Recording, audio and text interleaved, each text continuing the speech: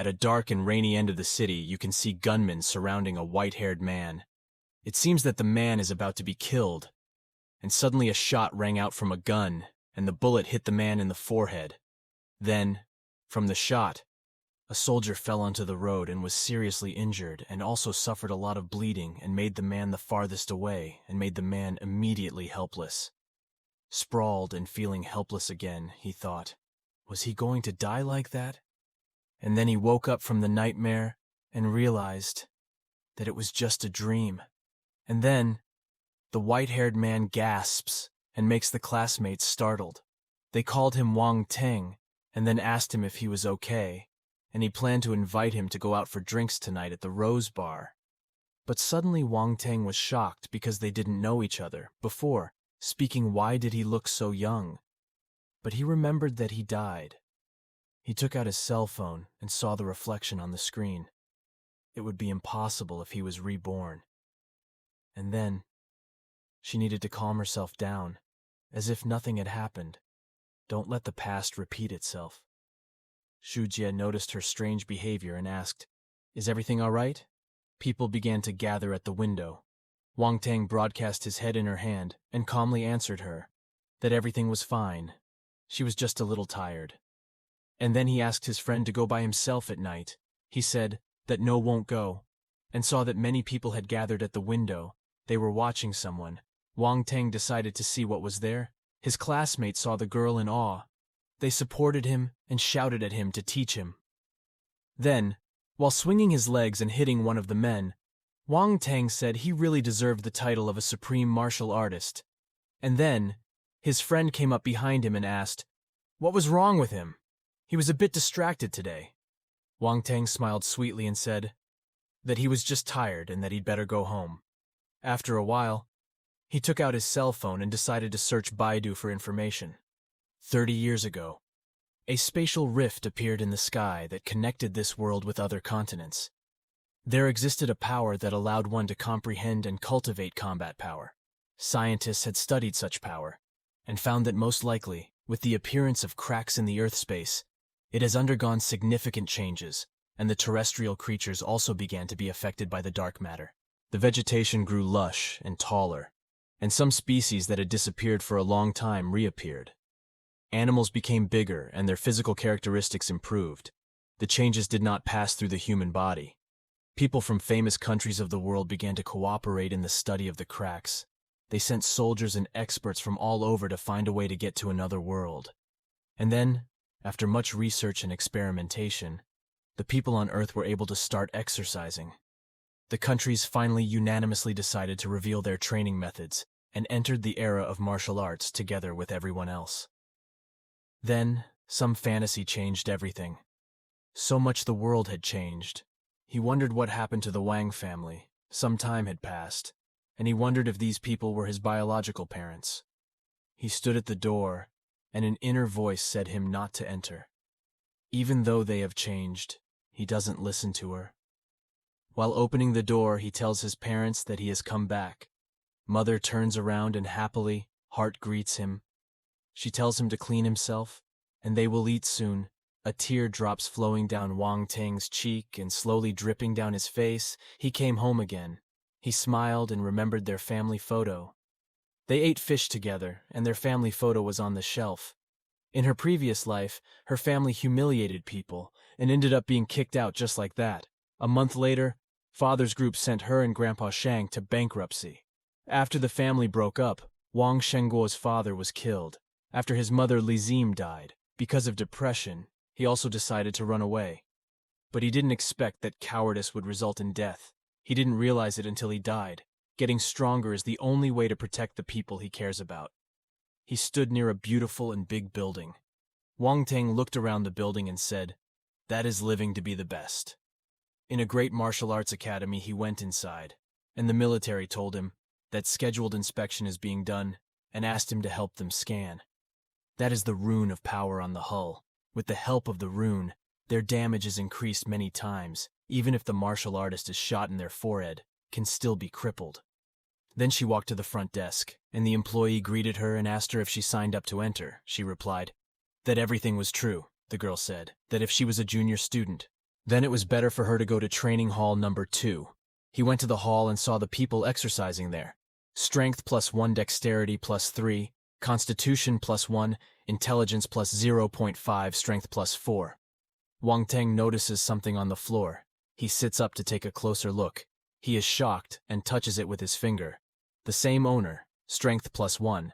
Wang Teng notices that another person is touching him strangely. He lifts his head and sees that a girl is standing on before him. The other people in the room were discussing it. What was wrong with him? Maybe he hit his head, and he was shocked and started to apologize. Wang Teng said he accidentally bumped into his thigh. He wanted to say that it was dark in there, but he stopped himself more precisely. It was very light on the floor. They and he just wanted to see what was there, and very carried away the girl was embarrassed and ran away, and the men laughed at her. He turns around and looks out the window. It turns out that other people didn't see him. Someone behind his bubble takes him by the shoulder. Wang Teng asks, "Did something happen? Did anyone else see him beside him?" But the man behind shows him the flyer. He tells him that in his opinion Wang Teng must be shocked. He must be a consummate martial artist, he asked. Would he choose one flyer? Wang Teng gave him a confused look and said that he would choose this one. Then the man slaps his face and says that he will not understand heights. If he fools, he hopes he understands. That he tells Wang Teng to follow him, and he will teach him the basics. He holds his head and says he understands. Then it was late at night, and the main method used in the Xingwu cotton was 9. The radio gymnastics set, the Golden Kingdom. Just right. The bubble ran out of time, quickly so that the mentors slightly delayed their disappearance. They even met a man who fell victim to it. He ran away from him, asked why he was after her. Wang Teng said he just wanted to exercise. He sighed heavily. But now he finally said yes. And he didn't expect that he would be able to develop boxing skills and improve basic indicators. He went home to greet his parents and said, "Daddy's so hungry?" Mother said that there were some egg noodles left for her. "Let him sit and he will bring food." He sits at the table and starts to eat noodles, his father said. That the son came back late, and he was very worried. Wang Teng told him that he said yes to martial arts in the North Star. His father put his hand on his forehead and asked, did he have a fever? Why did he start talking nonsense, or if he was in love? His son told him that's not the case.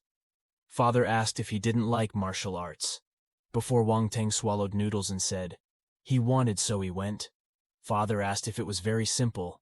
Wang Teng resolutely replied that father said because he made such a decision, she would support him in this. She would even hire a good teacher to teach Wang Teng. And he has already started calling someone. But Wang Teng said that no one needs to be hired. He wants to know first, does he have talent? Let him study alone in the gym for a few days. It is unlikely that he will also have bugs to help. Forward with this father's answer that is one of the 3 famous Huaxia Martial Arts Museum, the Polar Star must have the upper hand. Wang Teng said that he had had enough and would rest first, and planned to return to the martial arts gym tomorrow to continue training. He got up from the table and left his father, and told his wife not to forget to buy it tomorrow, because his son would need strength for training. Shumi says that he must know how much he loves her. Day 2. Wang Teng came to the hall and greeted everyone they saw. He asked he seemed to be in a very good mood. Wang Teng said, "Do have something to eat." He asked how much to raise his strength level. Now he knows that he punched the strength meter and ran on the treadmill, and then he scanned himself. The strength meter showed that his impact force was 143 kilograms, and the speed was 12.7 meters per second, physique 13 points. His current strength was at the low skill level, and quite in line with his physique and quality. It is also diamond for speed, which he doesn't know. But how to change properly? How else need to work hard? Today to reach the average level. Several girls behind him thought about it. Is this the same guy who was acting weird yesterday? He is here. Today he looks good, but too bad he is stupid. Better stay away. The system congratulates the owner on understanding promotion plus 0.6, strength plus 5, speed plus 2, and basic sword plus 3. Wang Teng thinks it is not bad. He has intelligence, and even the basics of swordsmanship have appeared. His eyes are caught by the weapon in the rack. Wall-mounted weapon. While this is a copy of the serial weapon, Shadow came just in time. We should give it a try. He drew his sword from its scabbard and swung it. The girl watched him and said, "Didn't this guy practice 9 sets of radio gymnastics?" Yesterday's Golden Kingdom. He waved his sword and put it back into its scabbard. Then he returns the sword. The girl requests that she has only practiced with the sword twice and has already gone boxing. Will he say yes? Well, this junior is quite diligent, but he has obvious problems with his head. Wang Teng was wearing boxing gloves behind the crowd watching.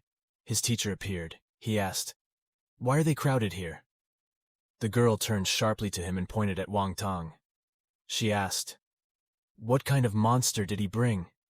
"He only practiced a few times with a sword, but he has already mastered the basic arts." The man standing next to him exclaimed that now he also took a fist. Wang Teng stubbornly hit his teacher's back, squeezing the glass in his hand. Then, it was surprised that Wang Teng noticed. He greets his teacher and asks, "Why are they like strangers? He can call him only Brother Pang." Wang Teng asks, "Why is he like that?" "That he is not that talented.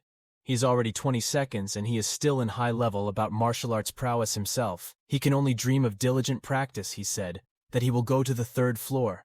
Or because the senior martial artist will come today as the leader. If there are any questions, let him boldly answer them." Wang Teng told him that he, a good man, he thinks now is the best time.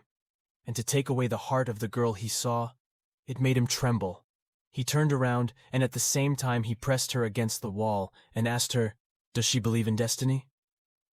He looked away and covered her face with a book. He asked why she arrived suddenly. The girl blushed. She waited to see what he would say. She took the book from him and said that she noticed that he also practiced Tathagata slap and asked if she could teach him. And then another girl held him from behind and asked him to calm down, and Wang Teng ran away with a bump on his head, saying that he still had unfinished business and would meet them later.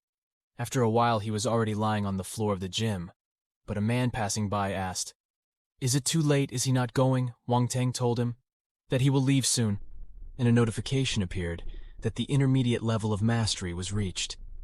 And then he was home. And then he sat at the table with his father and ate. Mother gave him another plate of food and told him not to rush. How was practice today? Wang Teng said everything went well. One of the students who elder even said he is quite talented. Mother turned to father and said that their baby had grown to be as big as a father, and said it was good to have the talent he needed, to train hard and not worry about resources being spent on martial arts.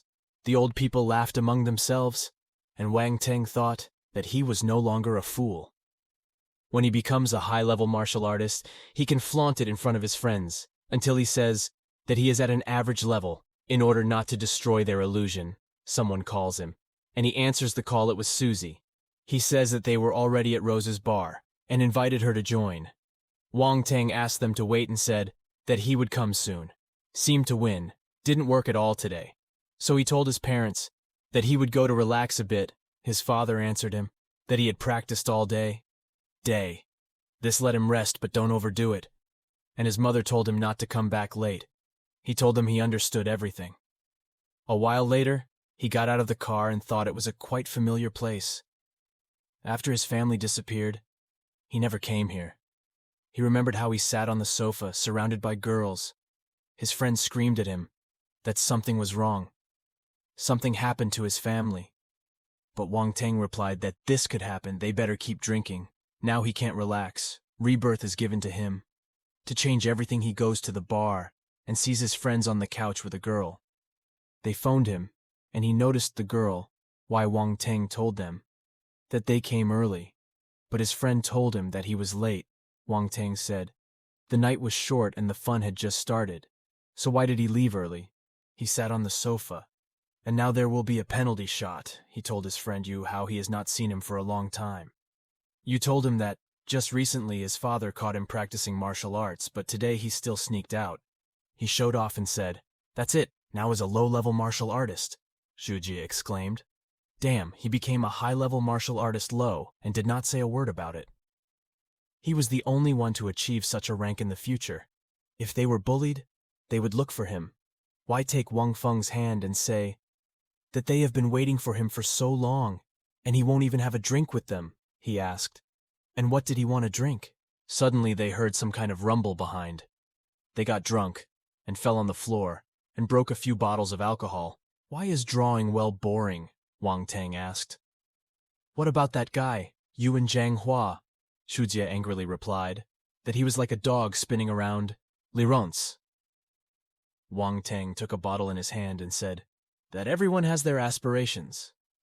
She shouldn't say that.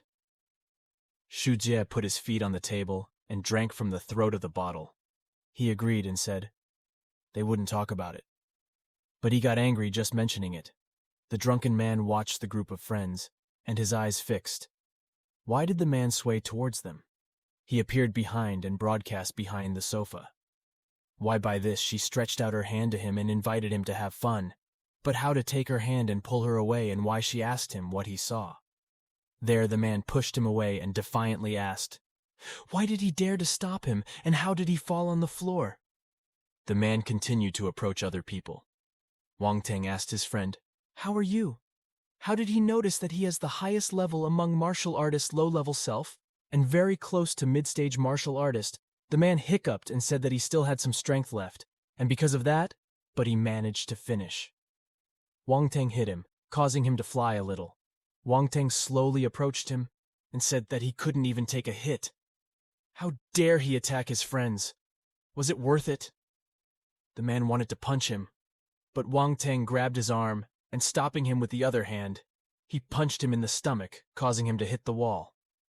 The system congratulated the owner for gaining strength plus 15 and speed plus 12. The man broadcasting on the wall said, intermediate master, does he think that average level is amazing? Wang Teng mockingly apologized and said that with such a degree it is possible to say yes to whatever he wants. The drunken man is shocked and angry. He asks to tell him who he is. He will say yes now. Wang Teng asked, what is he planning? He said, his name is Liren, and he will give him half an hour to call someone. But he won't wait long. The man holds his shoulder and asks him to wait. Wang Teng turns to Bai. Why is he laughing and said he was so stupid? He threw all the blame on Lirungshan. If he knew he would hate him. With all his heart, Shujie admiringly told him that he did not say yes.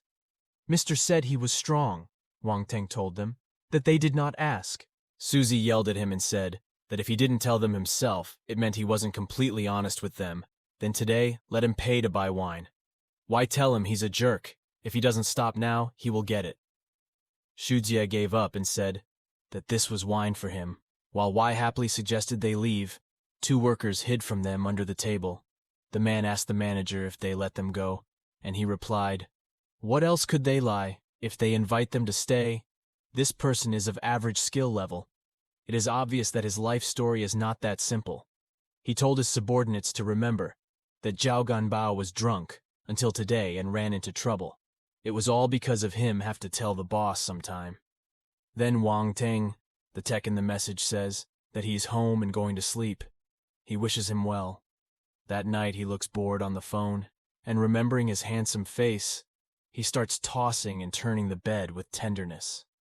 The next day at the Martial Arts Academy, Wang Teng sees people and thinks they are so early and works hard. But in his perseverance, Wang Teng does not admit his defeat. Excitedly greeting others, the girl looked at him and noticed that he was acting strange again. The system congratulated him on acquiring the skill. He looked at his stats and thought, that's unbelievably good. It's time to go up to the 2nd floor and have a look. He left down the hall to the middle level. The girl noticed this and stopped her. She said that the Martial Arts Museum has rules, that low-level masters are not allowed to go up to the 2nd floor. Wang Teng replied with a smile. That he knows this and thanks for understanding. He asked in surprise. He just came yesterday. Wasn't he? Someone from the audience answered him that he came on Friday night. He saw him after 2 days of training. He can become an intermediate martial artist. And then, he was told that was impossible. He must have studied martial arts before he came here, seeing it was clear that he was from the 2nd generation of riches. If they had difficulty learning martial arts, but the family had money, hence it was always easier for them to start than for them. Wang Teng climbed the stairs to the 2nd floor and started to open the door. Then he opened the door and saw another person in front of him. Let's go! Wang Teng chased after someone. The man shouted at him that this is the second time. Isn't he bored? Wang Teng laughed and said that he practiced alone. He will accompany him. A man ran from him, asked him to fight. And if Wang Teng loses, then he will train himself. Wang Teng asked, what if he loses? Then what does he recognize? He as a senior. The man ran and said, never let him, didn't even dream of it. Other people watch it. Wang Teng chases the man on all fours. He thinks it is impossible. He is so fast, so he can easily win. Wang Teng tells him to get ready, admits defeat. He thinks it is interesting to watch, is much more interesting than before they shook hands, and the man said that from now Wang Teng as his elder brother, Wang Teng told him, not to worry, they were in complete victory. A situation he will protect for him in the future. Wang Teng thinks a long-term relationship is built. He asks others in the gym, does anyone want to work out with him? Hand-to-hand fighting saber swords, and whatever club people start talking about. Someone says that child, this boy was even more stupid than he looked. For now, when he was about to go and compete, little man thought, he was fine. In Wang Teng's head was fighting someone in hand-to-hand combat. After a while, he was already competing with swords. With a girl, he easily parried his punches, and even a little tired. Sometime later, he sat on the steps of the building and looked at his stats. He had almost reached a high level, a martial arts student. And of course, thanks to a glitch in the progression system, he quickly returned, which was inexplicable. In this glitch appeared for some reason, but now he has to damn it because he chose failure, and he needs it, so he has to find out. And then the next day, friends sitting in the school canteen. Bai Wai tells her that it's hard for her to meet him lately because he doesn't come on weekends. She smiles and says he's just a bit busy. He tells her to talk about it when he was free. Looked into the distance and asked, is it you and Zheng Hua? Shujie asked. Where two schoolboys opened the door and a rioter walked past them. He and Zhang circled around next to him. Bai Wai asked who was the fool next door. That was Li Rongqin. Shujie said it was him. What happened to him at once suddenly thought and looked at Wang Teng. He asked, what did they see? It wasn't his doing. Why was it the Rongqin to notice them and called them? Was it funny for them? He laughed and tells her that with a look she is clearly not shining with beauty. And Grace Li Rongqin gets very angry. How dare she make fun of her? And then he waved his fist and pointed it at him. But his hand was stopped by Wang Teng. He said, his brother just wanted to say hello. He shouldn't take everything personally, he answered him. That this is how he felt everything today. He asked to let go of her hand. He tries to pull her hand away and screams at her to let go. Already, Wang Teng says, if that's what she wants, then he lets go of her hand. The man fell on the floor and got up in annoyance. Li Rongqin ran away and screamed that he would remember this after class in the martial arts hall. There would be a decisive battle, Bai Wai asked. Did he really fight him? Shujie asked if he was sure he can defeat him. Wang Teng asks if he didn't say he went there. And after some time in class, suddenly Li Rongqin appears. He says he knows it, he mocked him. Then they will fight here. He throws sword at him. Bai Wai asks Lyran not to be reckless. Wang Teng hasn't said what they will fight, but they could use something lighter. Wang Teng patted his head and told him not to worry, because the result would still be the same. Why did the Rongqin agree with him? No matter what he fought, he would still lose. He would show them what it meant to be a sword. Master Wang Teng took out his sword, and Li Rongqin already attacked. Wang Teng dodged his sword swing. How is this possible? Wang Teng jumped behind him and told him to finish this. With him hurting his shoulder, Wang Teng sheathed his sword. Li Rongqin looked at his wound, then turned around, sharply prepared to attack, and said to him that he is vulnerable. But Wang Teng suddenly disappeared. He was already behind Li Rongqin, and he hit him. Li Rongqin obviously did not expect this. Everything happened so fast, he fell face down on the floor. The system congratulated the owner. Base knife proficiency +20. Strength +12. Wang Teng grabbed him by the scruff of the neck and threw him to his friends. He said he only had a concussion. Let them take it. Then he admired him. Did he beat Li Rongqin right away? Shujie hugged him and said that he is very strong. Wang Teng invited his friends home for dinner. Yu and Zheng, who looked at him and thought, when did he become so strong? He betrayed him. Did he will endure? grudge against him. If he finds out, then he won't say yes. Soon played a big role in today's victory over Lyran. Suddenly he saw someone in a cafe, Lin Chuhan, back to work part-time. One of his colleagues offered to take him home. After work, another coworker suggests the same thing. They glare at each other. Girl saying they both live 108,000 miles from her house, so they better get on with their work. Shahan tells them that he can go home by himself. Wang Teng walks to them, and he asks her to pour him a cup of tea with milk. Then she asked him, was it really him? And he asked in response, why couldn't he? She told him. The cost of his order, one of his colleagues asked him, who was he? He replied that it was his desk mate. Another co-worker asked a friend Chuhen's table. It seems that he's not just a neighbor. Wang Teng thinks no wonder why he has such a ruffian-resistant facial expression. Here he asks her, what time she finishes work. Does she want to go with him? He answers her that it happens to be time. Then his colleagues were disappointed. He came out and told him to leave. He answered him that he was responsible for escort today. They came to the bicycle rack.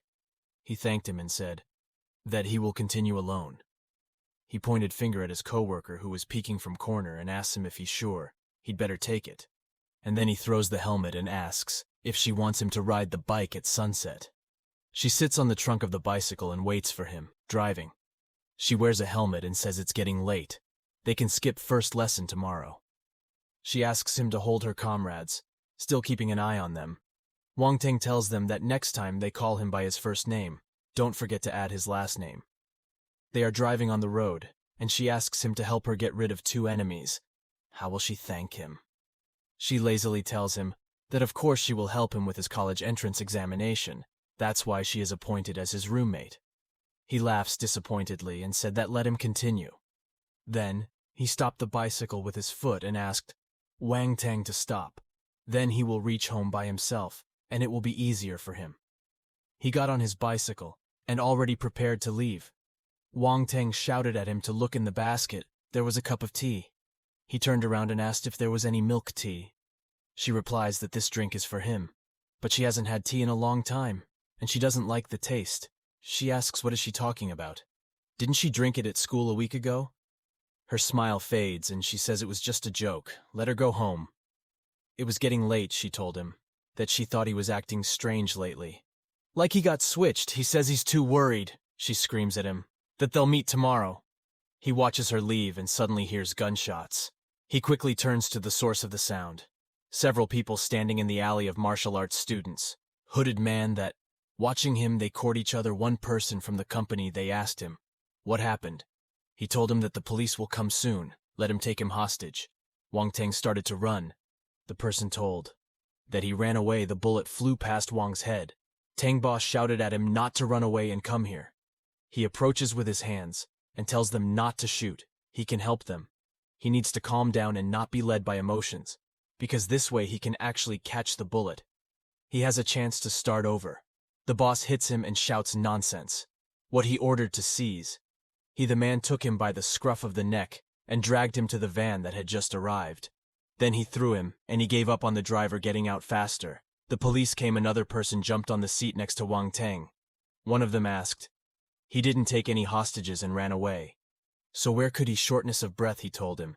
That he is just an ordinary person. He is also tired now. Not the best time to run. He will say yes. Occasion when they decided to take a break. Driver saw a police car in rear view mirror. He told boss that police came right after them.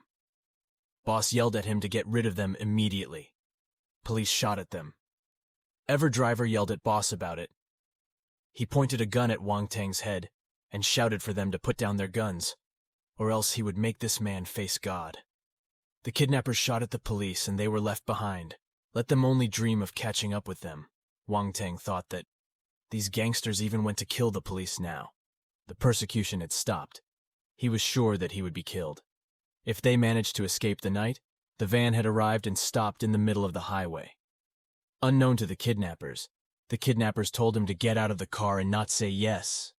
Stupid thing of their way down into the thicket of the forest, one of the bandits shouted, that right behind the forest is a hardware store, where they can hide from the police. According to Wang Teng, they just ran away and didn't care about him. However, he only has one chance. He starts sneaking up on the boss from behind them. All are bad people, and he shouldn't blame himself for what he's going to do. The boss tells his subordinates to be careful not to fall into the ditch. But he suddenly fell to the ground, and Wang Teng quickly disappeared. The bandits looked back at the sound of what happened. He started to check someone's body, exclaiming that he killed the boss. "Where's this person holding Wang Teng?" A bubble in his hand. A small shooting skill upgrade. Standing on one leg, under the bandits. "He broke this bubble," one of the bandits shouted. "What's wrong with him? They should forget about it, because now it's more important to save their lives." He encourages the others to shoot at him. Wang Teng quickly escapes and ends up behind one of the bandits and shoots him in the back of the heads of the other kidnappers. Turning towards the sound and seeing their comrade's body, they scream at him to show himself one of the bandits out of bullets. Wang Teng took advantage of this and attacked him. Felt very uncomfortable pain, but he had to quickly get used to it. Suddenly a bullet flew past him. It was the boss he missed, and said how embarrassing. In the next moment, he died in the hands of Wang Teng. How could he admit such a mistake? And if he didn't miss if he wanted revenge, then he should get used to it sooner. Damn, that Wang Teng didn't know they had 6 guns. Maybe the police didn't either.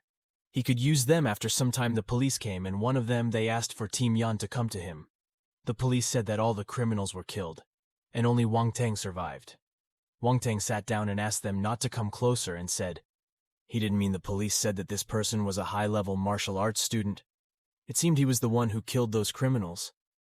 It was a shame because he was only a student. The police hoped that this incident would not affect him. When he wakes up, they have to interrogate him about the kidnapper. It's just their fault. The next day at school, Wang Teng sits at his desk and pops a bubble that he earns 10 points in language, 15 points in English, and 8 points in math.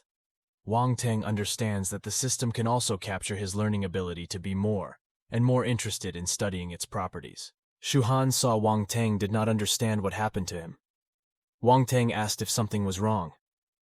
Shu Han lowered his head and thought, it's over, since he fell in love.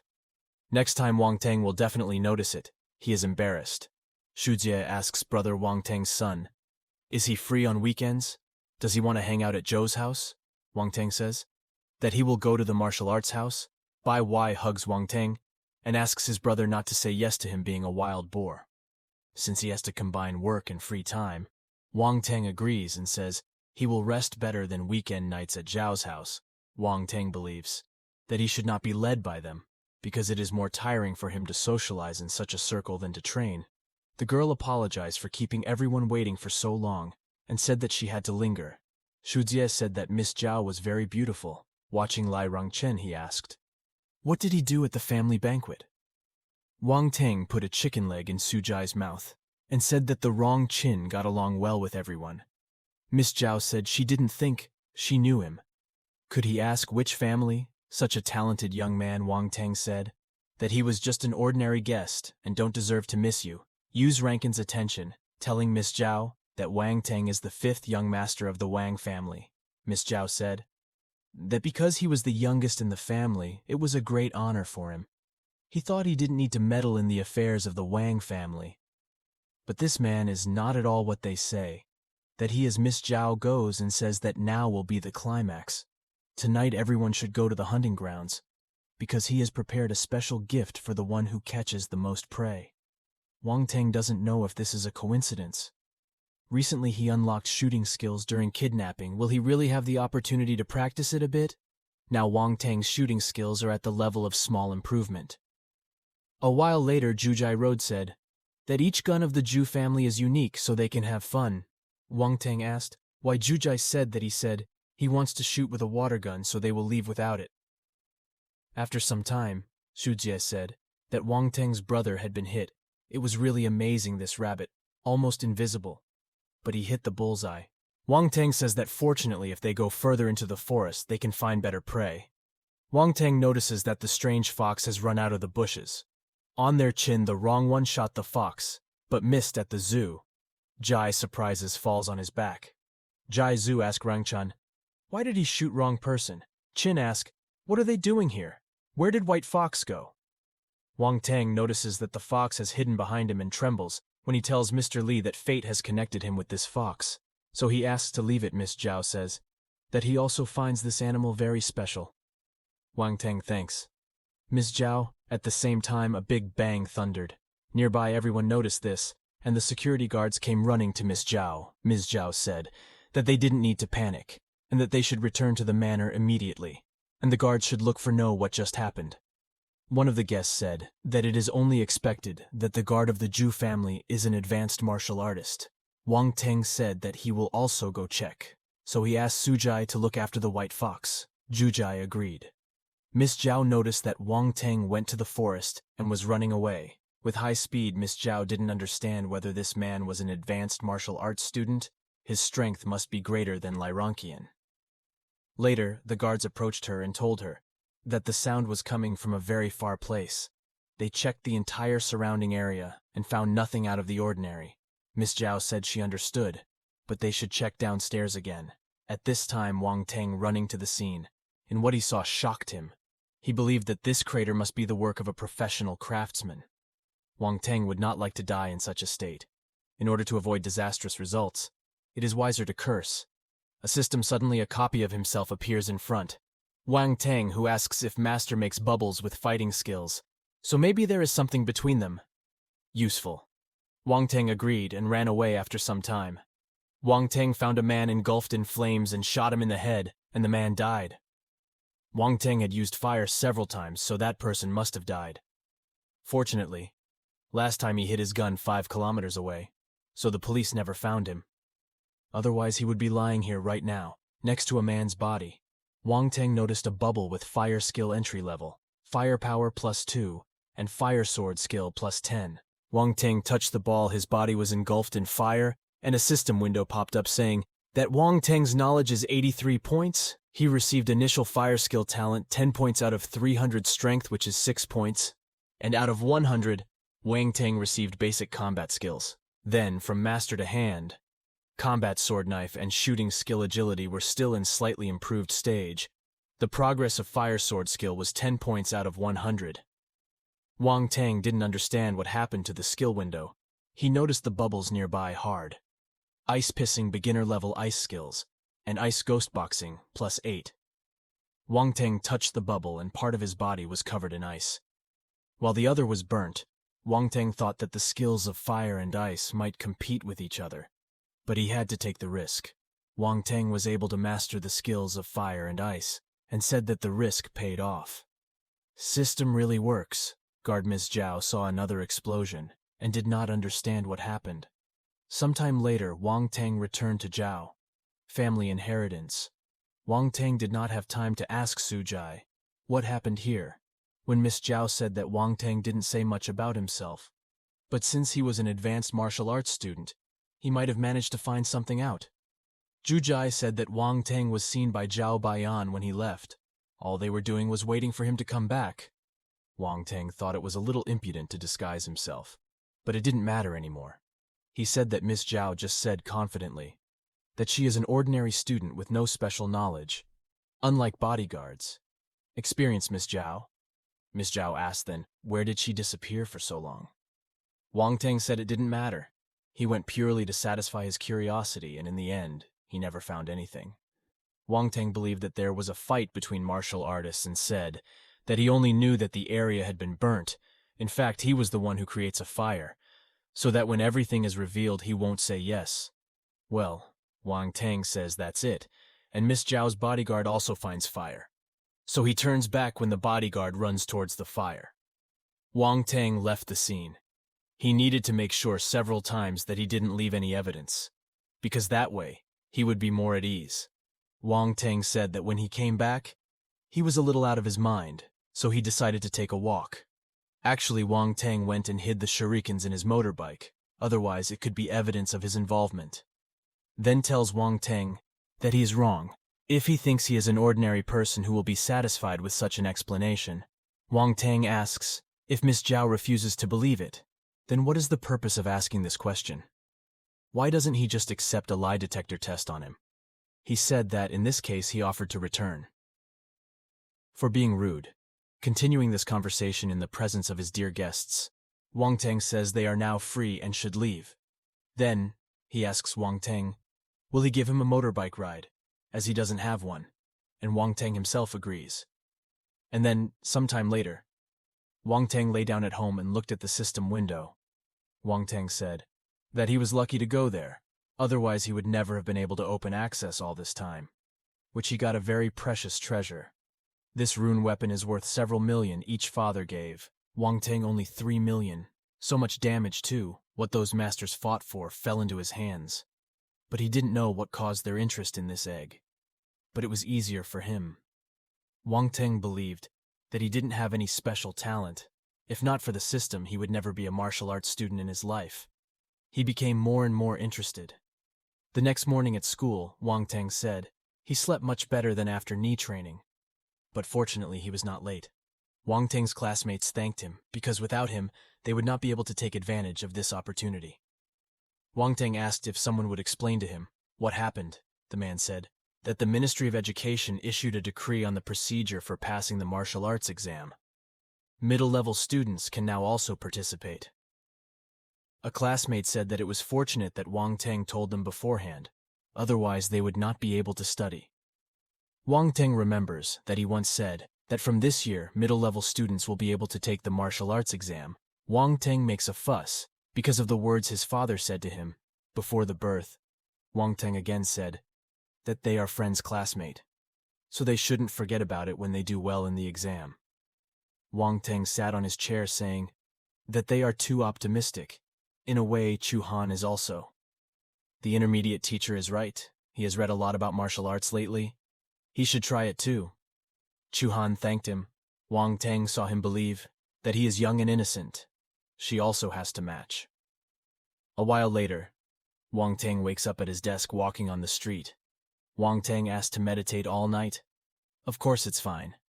But why if he only needs to sit for 5 minutes in class? To fall asleep, Wang Teng remembers that he needs to go to the shop pets and see if anyone can hatch from this egg. Suddenly someone asked to see. Wang Hanging saw a big bird notice. Wang Teng realized that it was a heavenly monster. The bird let out a scream and shot a beam from its mouth. Wang Teng believed that he had nowhere to run, but he had to say yes. Wang Teng was running on the road while being chased by a bird. He didn't understand why this big bird was chasing him. Wang Teng asked, what is he after? After he doesn't steal his child. Remembering the egg, Wang Teng asks to leave him alone. And then he would give her the egg. He didn't want to lose the egg, but it didn't matter. The bird was killed by a big arrow. Wang Teng asked passers-by, who was this person?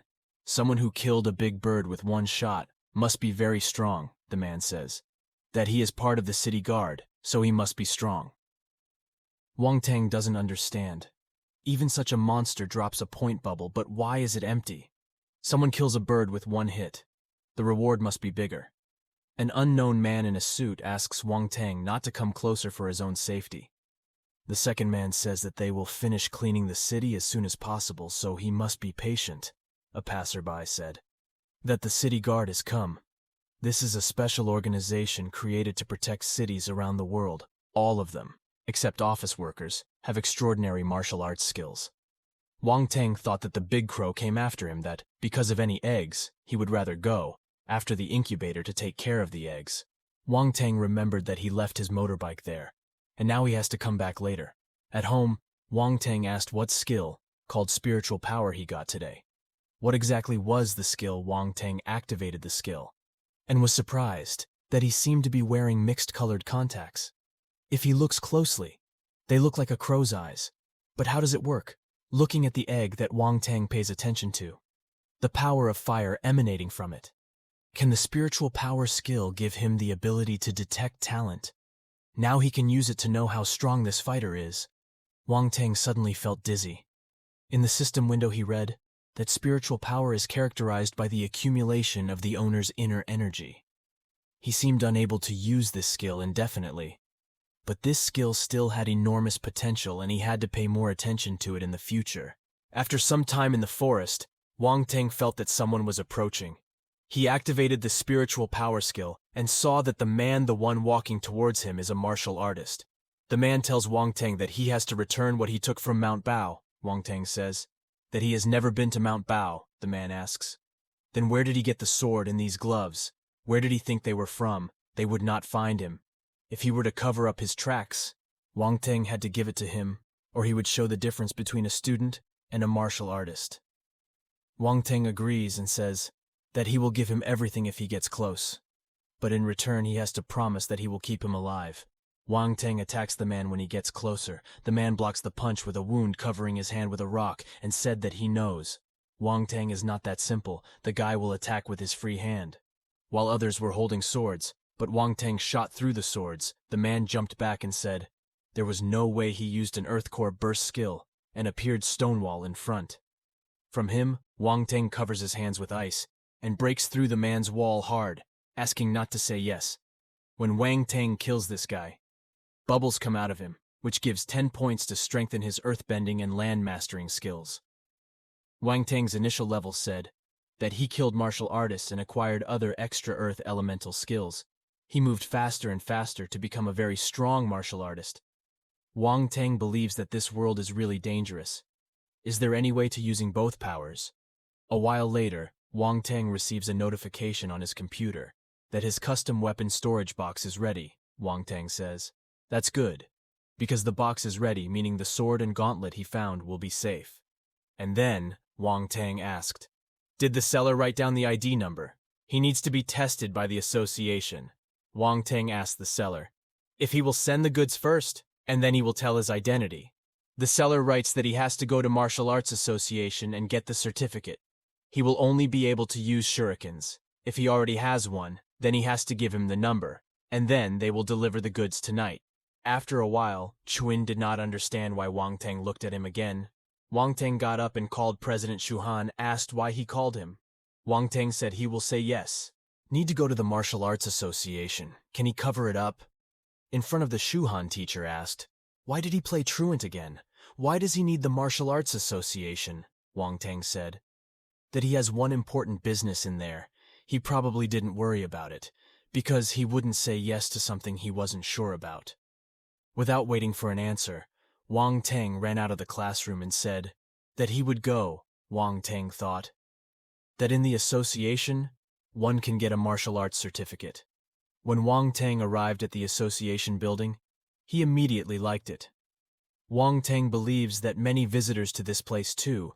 Craftsmen, there are many people here, so he better disguise himself. Wang Teng put on a strange mask. Said he came here to get a certification of martial arts, the girl asked. To follow him in some room, a girl tells Wang Teng that she must follow his instructions and pass the test. Inside this machine, then he would receive ID in less than 10 minutes after Wang Teng entered the equipment in another room. The notification came. The computer whose exam had passed, they congratulated Wang Teng for having become a martial artist. He had to wait until his idea was ready. The man said he would check and look at the monitor. The surprised man called out to Lao Fu to take a look. And then, a man named Wang Teng became a martial artist at the age of 17. Lao Fu said the name was familiar to him. A few days ago, one of his people gave him reporting information. It seems it was written about him. The man asked to see the camera scout. Does he recognize him? Lao Fu said. It must be him. The report states that he advanced to the advanced level in less than a month. After entering the martial arts school, Lao Fu wanted to watch it, but he is already a martial artist like him. He is really a genius. Men say there is a dark horse in this year's martial arts exam. They can see it after some time. Wang Teng walked on the way and said that the card is now in his hands. According to association rules, this card gave him many privileges. By the way, he should hurry up and send ID now. And then he can go back to class at school. Chuan asks Wang Teng if he can wait for him. Wang Teng agrees.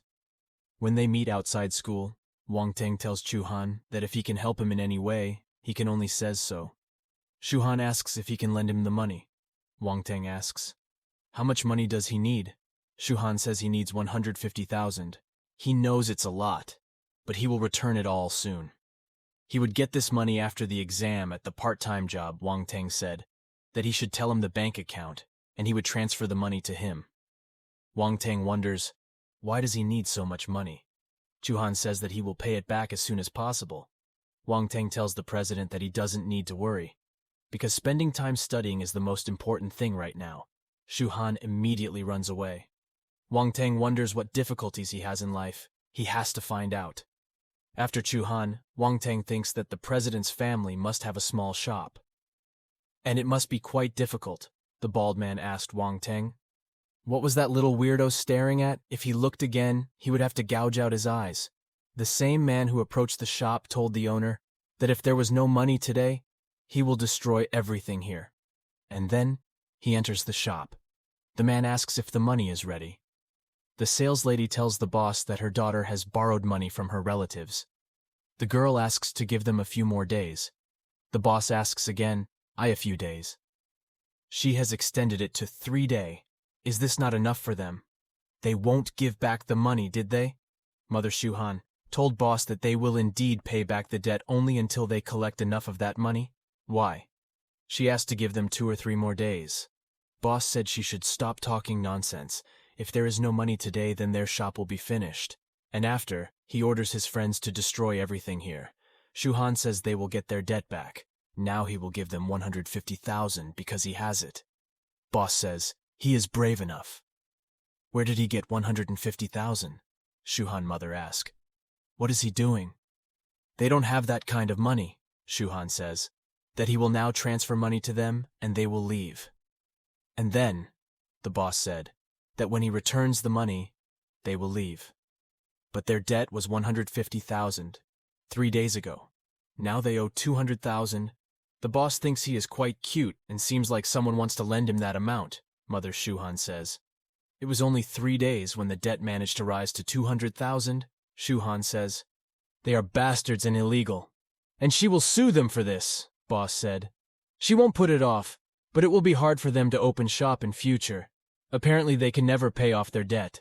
Because of that, she offered Shu Han to be her boyfriend, and then she will forgive his debt to his family. Shu Han's mom says, they don't even have to think about it, even if she could. No longer owning the shop. She won't hand over her daughter to them. Boss says that if they don't want her, it's for the good. And then, Wang Teng, who enters the shop, asks, what will happen? Then the boss says that's an idiot again. It turns out they already know each other. Besides, he's going to save this beauty, Wang Teng says. It's not like that at all. He just came in order to get rid of some weirdo. The boss ordered his men to beat Wang Teng black and blue. Wang Teng grabbed one of the attackers, saying that they should be more careful and must not break into the family shop. The class president, Wang Teng, threw one of the bandits on the street. He kicked the other in the face and knocked out 2 of his teeth. Wang Teng asked if they could still move. Then they should head out as it was time for them to have some fun. The boss ordered the remaining 2 to attack together, but not in groups, as he was alone. Wang Teng easily beats the 2 of them. The boss starts to run away and says that this is not the end and they will come back. Wang Teng takes out the phone from the bandit and throws it at the head of the boss. Wang Teng says that's why he must not talk nonsense. When it tried to escape, Wang Teng noticed that the skill bubble also fell from the ordinary person. And Wang Teng punched the boss in the face and told him to hand over the contract. The boss gave him a piece of paper. Wang Teng handed the sheet to Chu Han and told him to check. If everything is correct, he asked the boss to borrow 100,000, and now they need 200. And it's much easier than stealing, right? He probably forgot about it. They should follow the news. Who does he think killed the bank robber? The boss admits his mistake and says that he was wrong and therefore asks mercy. Wang Teng asks Chu Han to transfer 100,000 yuan to him. 100 is a percentage, Shu Han thanks Wang Teng and asked what he was doing. In this part of town, Wang Teng asked, would he believe if he said he followed his Chu Han, said that he didn't talk to him anymore, and now he was going to go to check how his mother was doing? Chu Han's mother thanked the young man profusely. They would return the money to him ASAP, by the way. Why didn't he stay and have dinner with them? Wang Teng asks if they really want. This Shu Han asks mother, what is she thinking? This is her roommate. Mother asks Chu Han to take his guests upstairs while he goes to get ingredients to make dinner. Wang Teng, where is his father? He is not in the shop now. Chu Han says he will meet him later. When they enter the house, Chuan tells his father that he has returned. Chu Han's father was sleeping then. Wang Teng asks, when did his father become like this? Shuhan said that his father used to be a martial artist. The day when he came back from Sinu continent, it happened that not only he lost his leg, but his spirit was damaged. So he came back crippled, Wang Teng never thought. That martial arts world is so cruel, Wang Teng asked Shuhan. Does he know about all the horrors of this world? Then why does he keep practicing martial arts and wants to take the exam? Later, Shuhan says that he wants revenge. His father's partner says that their rivals have set up an ambush, dragged his father into all this trouble, and he wants revenge on them. Wang Teng asks, what about the rest of his team? They don't know the circumstances. His family at this time, Shuhan said that they fought a lot in Zenu continent and can't come back. And recently his younger sister suddenly fell ill, and his mother had no choice but to borrow money from that bandit. Wang Teng asked if he had a sister. Shuhan said he didn't know about her. Wang Teng asked what happened to his. Shuhan said he would find, if they know if she's sick. With Shuhan knocks and says, she brought a friend with her. Can they come in? The girl at the door says they can come in. Lin Chuxia sits alone in a dark room, and Shuhan told Wang Teng that he had better stay behind. He must remember not to come near him. When Shuhan went to Chuxia, he said that his little sister has come. Wang Teng didn't understand. Is it possible for an ordinary person to make so many bubbles skill? This has nothing to do with her strange disease. Right after the skill burst, Wang Teng's bubble gained 2 points of strength, poison, and 1 point of poison, Demon Lotus. Wang Teng doesn't understand what the power of poison is, whether such a thing exists where this girl has a relationship with toxic substance. Shuhan asked what happened to him. Why is he sweating so much? Wang Teng says. He was just worried standing beside him. Wang Teng finally able to absorb poi power, but almost got hit. Chuxia asked his little sister, who is this Shuhan? Says his name, Wang Teng, and he are friends. Wang Teng thought that Chuxia was a poor girl. She couldn't even come out. He thought that the demonic lotus poison was quite a rare phenomenon that doctors couldn't deal with, and the Chuxia martial artist was continuously being overwhelmed by the poisonous power. And now she understands why Lin Chuhan won't let her come near her. She must be helped by a higher power. Chuxia asked Chuhan, is this her boyfriend? Chuhan asked this stupid girl, what did she say? She's not his girlfriend, Chuhan told Wang Teng. That Chuxia was just telling a story. He shouldn't be offended. Wang Teng asks why she is so annoyed. Wang Teng goes near Chuxia and says hello. Shuhanya asks her not to come closer. Chuxia asks if she is not afraid of her. Wang Teng asks what should she be afraid of. Chuxia says that she should be afraid of her face, and air surrounding Wang Teng did not let him finish. She caresses her head and asks to see if it is possible to see the effect her power has on her. Chuxia says she is right. Why did the poison not work on her? Wang Teng says that this may be because she drinks berry tea a lot and her immune system is strong. She can touch it. If she couldn't believe, Chuxia touched her hand, realizing that she seemed fine. And then, he felt that the sticky air around him seemed to have dissolved. Is it possible that this person can heal? His Chuhan told Wang Teng. That if he knows something, then he hopes he will tell him about it, because it is very important to their family. Wang Teng says he needn't worry if she finds a solution. He will surely tell her. He asks his sister not to make life difficult for her brother. Shuhan hugs Chuxia and says, everything will be fine. His application for martial arts exam has been accepted. Chuhan will be a martial artist and helps find a cure for a strange disease, Chuxia says. She thought her mother forbade her from martial arts. Wang Teng now understands. Why did he try so hard? He didn't expect her to gain the power of poison in her next battle. She will be able to use it along with other powers that poison the enemy before he has time to come to his senses. Shuhan's mother said that she could visit them more often, and thanked her for everything. Wang Teng said that it wasn't difficult for her to help them. But now she has to go. Wang Teng thought her shooting skills weren't that good. So tomorrow she will go to the shooting range and see if he can pick up the skill bubble. And then, in the next day, someone told brother that his shooting skills were great, the man said. He didn't think great was the right word here. As soon as he saw the shots with such a good change of direction, Wang Teng noticed that there were many bubbles around this man. Most likely he really is an expert.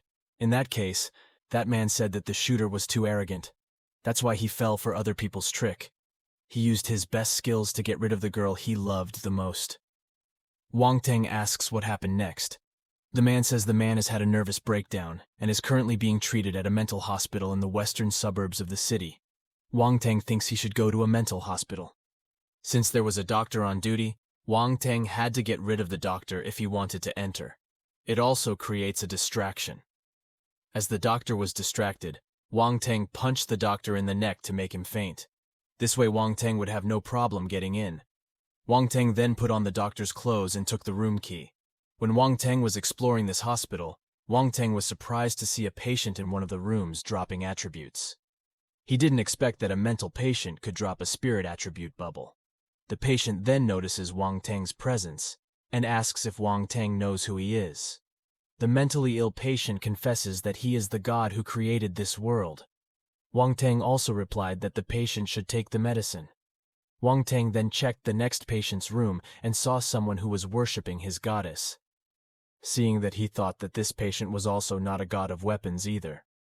Therefore, Wang Teng was sure that in the last room there was a weapon god there. He was shocked when he saw a mental patient in the last room. That person possessed a formidable existence and had many attribute bubbles all around him. So Wang Teng thought that the man was a god of weapons. Noticing Wang Teng's existence, the patient said that Wang Teng was young enough to become a martial warrior. Wang Teng was surprised because the patient could find out. The patient said he could feel it. After saying that, he said that it had been a very long time since he last smoked. So he asked Wang Teng for a cigarette. While taking his cigarette from his trouser pocket, he remembered that he had stolen cigarettes from his father. Wang Teng and the patient then chatted for a while. After satisfied talking with Wang Teng, the patient gave him a USB and said there was something Wang Teng would want in it. Because he wanted to sleep, the patient then sent Wang Teng away. Wang Teng really didn't expect that such an important thing would be just given away by the patient. Besides, he couldn't believe that he had collected 55 spirit attributes in the mental hospital. He felt that this was a good surprise. Since this place was too crowded, Wang Teng decided to go home and see what was in his USB. After Wang Teng left, the mental patient laughed because Wang Teng really believed in him. He was sure that Wang Teng would be in for a big surprise. After arriving at Wang Teng's house, he immediately checked the USB that was given to him. He was very surprised to hear a loud sigh when opening the contents of the USB. It turned out that the contents of the USB was a porn video. But he wanted to watch it to the end because the female actor was very beautiful. He was then surprised that there was so much progress in the progress bar. Wang Teng also opened the information from Gun Kung Fu. Gun Kung Fu is a blend of martial art and technology. Gun Kung Fu is an extraordinary ability that combines the strength of the body, weapons, and swords. Wang Teng's gun skill had changed to Gun Kung Fu, but he was confused about how to increase the attribute. Finding a dead end, Wang Teng sighed.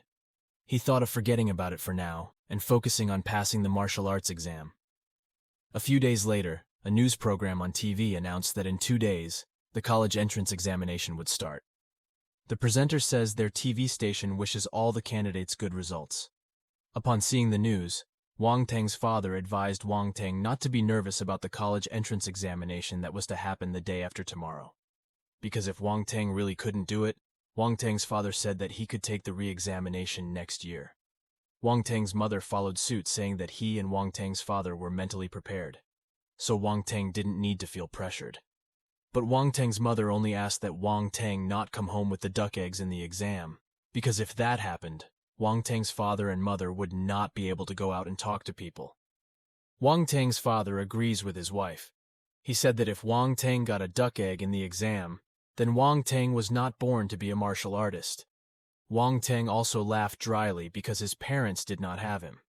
In his heart, Wang Teng thought that his parents would be in for a huge shock when he succeeded in the martial arts exam. The next day, the teacher asked his students to make sure everyone collects entrance tickets so that their 3 years of hard work wouldn't go to waste because of a small mistake. Then the teacher said that next, the self-defense exam tickets would be issued, and the student whose name would be called would be asked to take a certificate. In the first, the teacher called Lin Chuhan. All the students in this class were very impressed with Lin Chuhan. Not only beautiful, but also good at martial arts. The teacher then called out Wang Teng's name. This surprised the other students.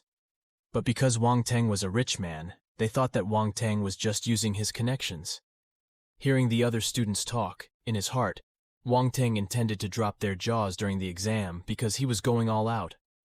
Wang Teng's parents were shocked when they heard that Wang Teng applied for the martial arts examination.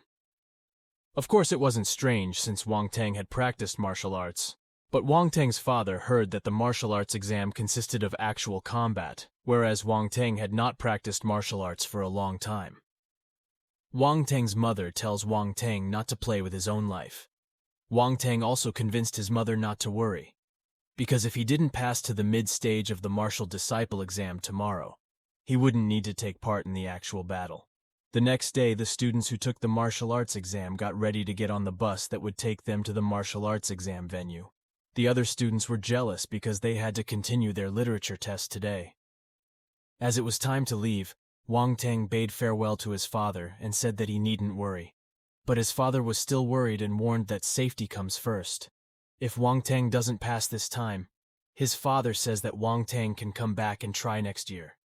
Seeing his son's back leaving, Wang Teng's father thought that the path of martial arts was very difficult.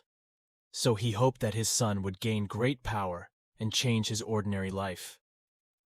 When he was about to get on the bus, at the entrance of the bus was Lin Chuhan standing there.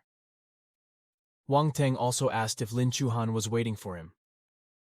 With a red face, Lin Chuhan said that she didn't wait for Wang Teng specifically, then asked Wang Teng to come in.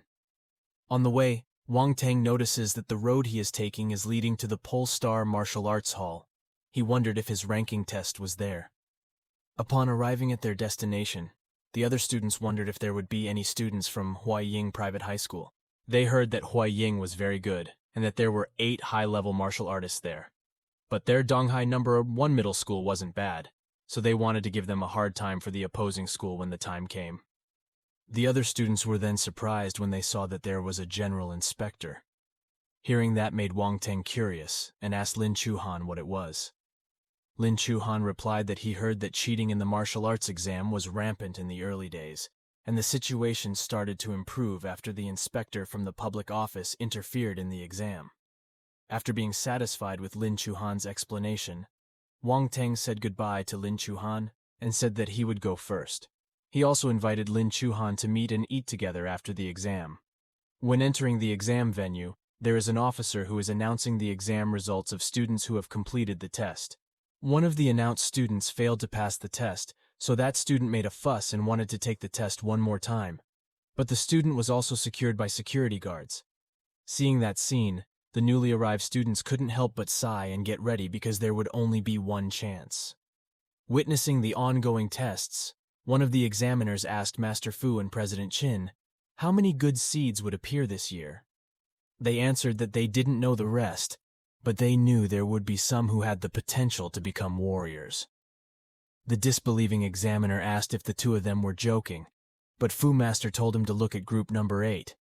But since today was just an evaluation, he said that the kid couldn't exert his full strength, but it was enough for him to get accepted into the best university.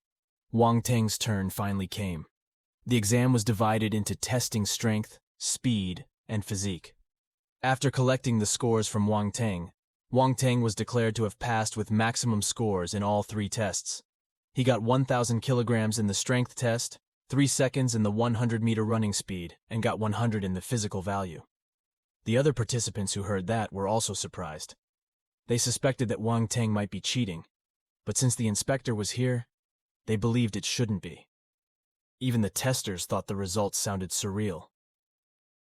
After checking, the examiner was given permission to publish the results according to the results that Wang Teng got, because there were no problems. Because of that, Wang Teng was declared to have passed the exam with full marks. The other examinees were also impressed by Wang Teng. They were sure that Wang Teng was someone with hidden talent. After he finished with the test, Wang Teng walked over to Lin Chuhan and greeted him. He also asked if he was good enough in the exam earlier. Lin Chuhan returned the greeting and said that he didn't expect Wang Teng to be so strong. Out of curiosity, Wang Teng then asked whether Lin Chuhan had finished his exams. Lin Chuhan replied that his martial arts scores weren't as good as Wang Teng's, but he passed the exam with barely any marks. Seeing that Wang Teng was close to Lin Chuhan, an irritated Li Rongcheng thought that he should surpass Wang Teng. His exam results were finally announced. He got 812 kilograms in strength, 4.8 seconds in 100-meter running speed, and 83 in physicality. But even though Li Rongcheng's score was very good, he did not surpass Wang Teng to the point that Li Rongcheng was so annoyed that he smashed his drink bottle. He reasoned that he was influenced by Wang Teng and was acting abnormally. Seeing that Wang Teng couldn't help but sigh, and thought that Li Rongcheng shouldn't be able to blame him. As the exams were over, Lin Chuhan prompted Wang Teng to call his family and tell them the results of the exams. Wang Teng, who agreed with Lin Chuhan, took his cell phone and called his mother. Not long after, from behind the phone came the voice of his mother, who was very worried about Wang Teng. He asked when Wang Teng was done with the exams, and when he was going home. Wang Teng's father also said that it was okay if Wang Teng didn't pass, because they had prepared themselves mentally. He then said that Wang Teng could go home and prepare to repeat the exam. But contrary to their expectations, a happy Wang Teng tells his mother that he passed his inspection exam. At first, his mother was still not aware of what Wang Teng said, and said that she knew that Wang Teng would not be able to graduate. But he was shocked after realizing that Wang Teng passed the test. So happy, Wang Teng's mother hugged her husband because her son had passed the exam. From his phone, he heard his father's voice laughing and saying that he can rest assured to go on a business trip tomorrow. Because his father had worked hard, Wang Teng said to his father that he would cook a big meal when his father came home. But when he said that, no one answered his words. Wang Teng sighed and said that he should prepare for the next real combat test assessment. Luo Chenxi, a young man, was seen in a room as he had just woken up and looked exhausted and wondered where he was. As he was pulling back the covers on the bed to try to get out of bed, and suddenly there was a young girl under the covers greeting him. The young girl inquired about his favor. When Chenxi asked where he was, the girl replied that she was in her room. Chenxi told her to change his clothes. At that moment, Luo Chenxi realized that the girl seemed to have saved him. A week ago. The young girl was seen running away from the pursuit of several men who tried to have sexual intercourse and harassed her. However, the princess secretly prayed to goddess Freya for someone to come and save her. Then they heard a noise and could see the Simurgh, the lord of the storm, was victorious, and he was getting ready to take the princess away. However, someone among them notices that the Simurgh is dead, and they then realize that someone is nearby. And maybe he was the one who killed the Simurgh. The youths then planned to take the princess away, and someone would be waiting to fight Luo Chenxi.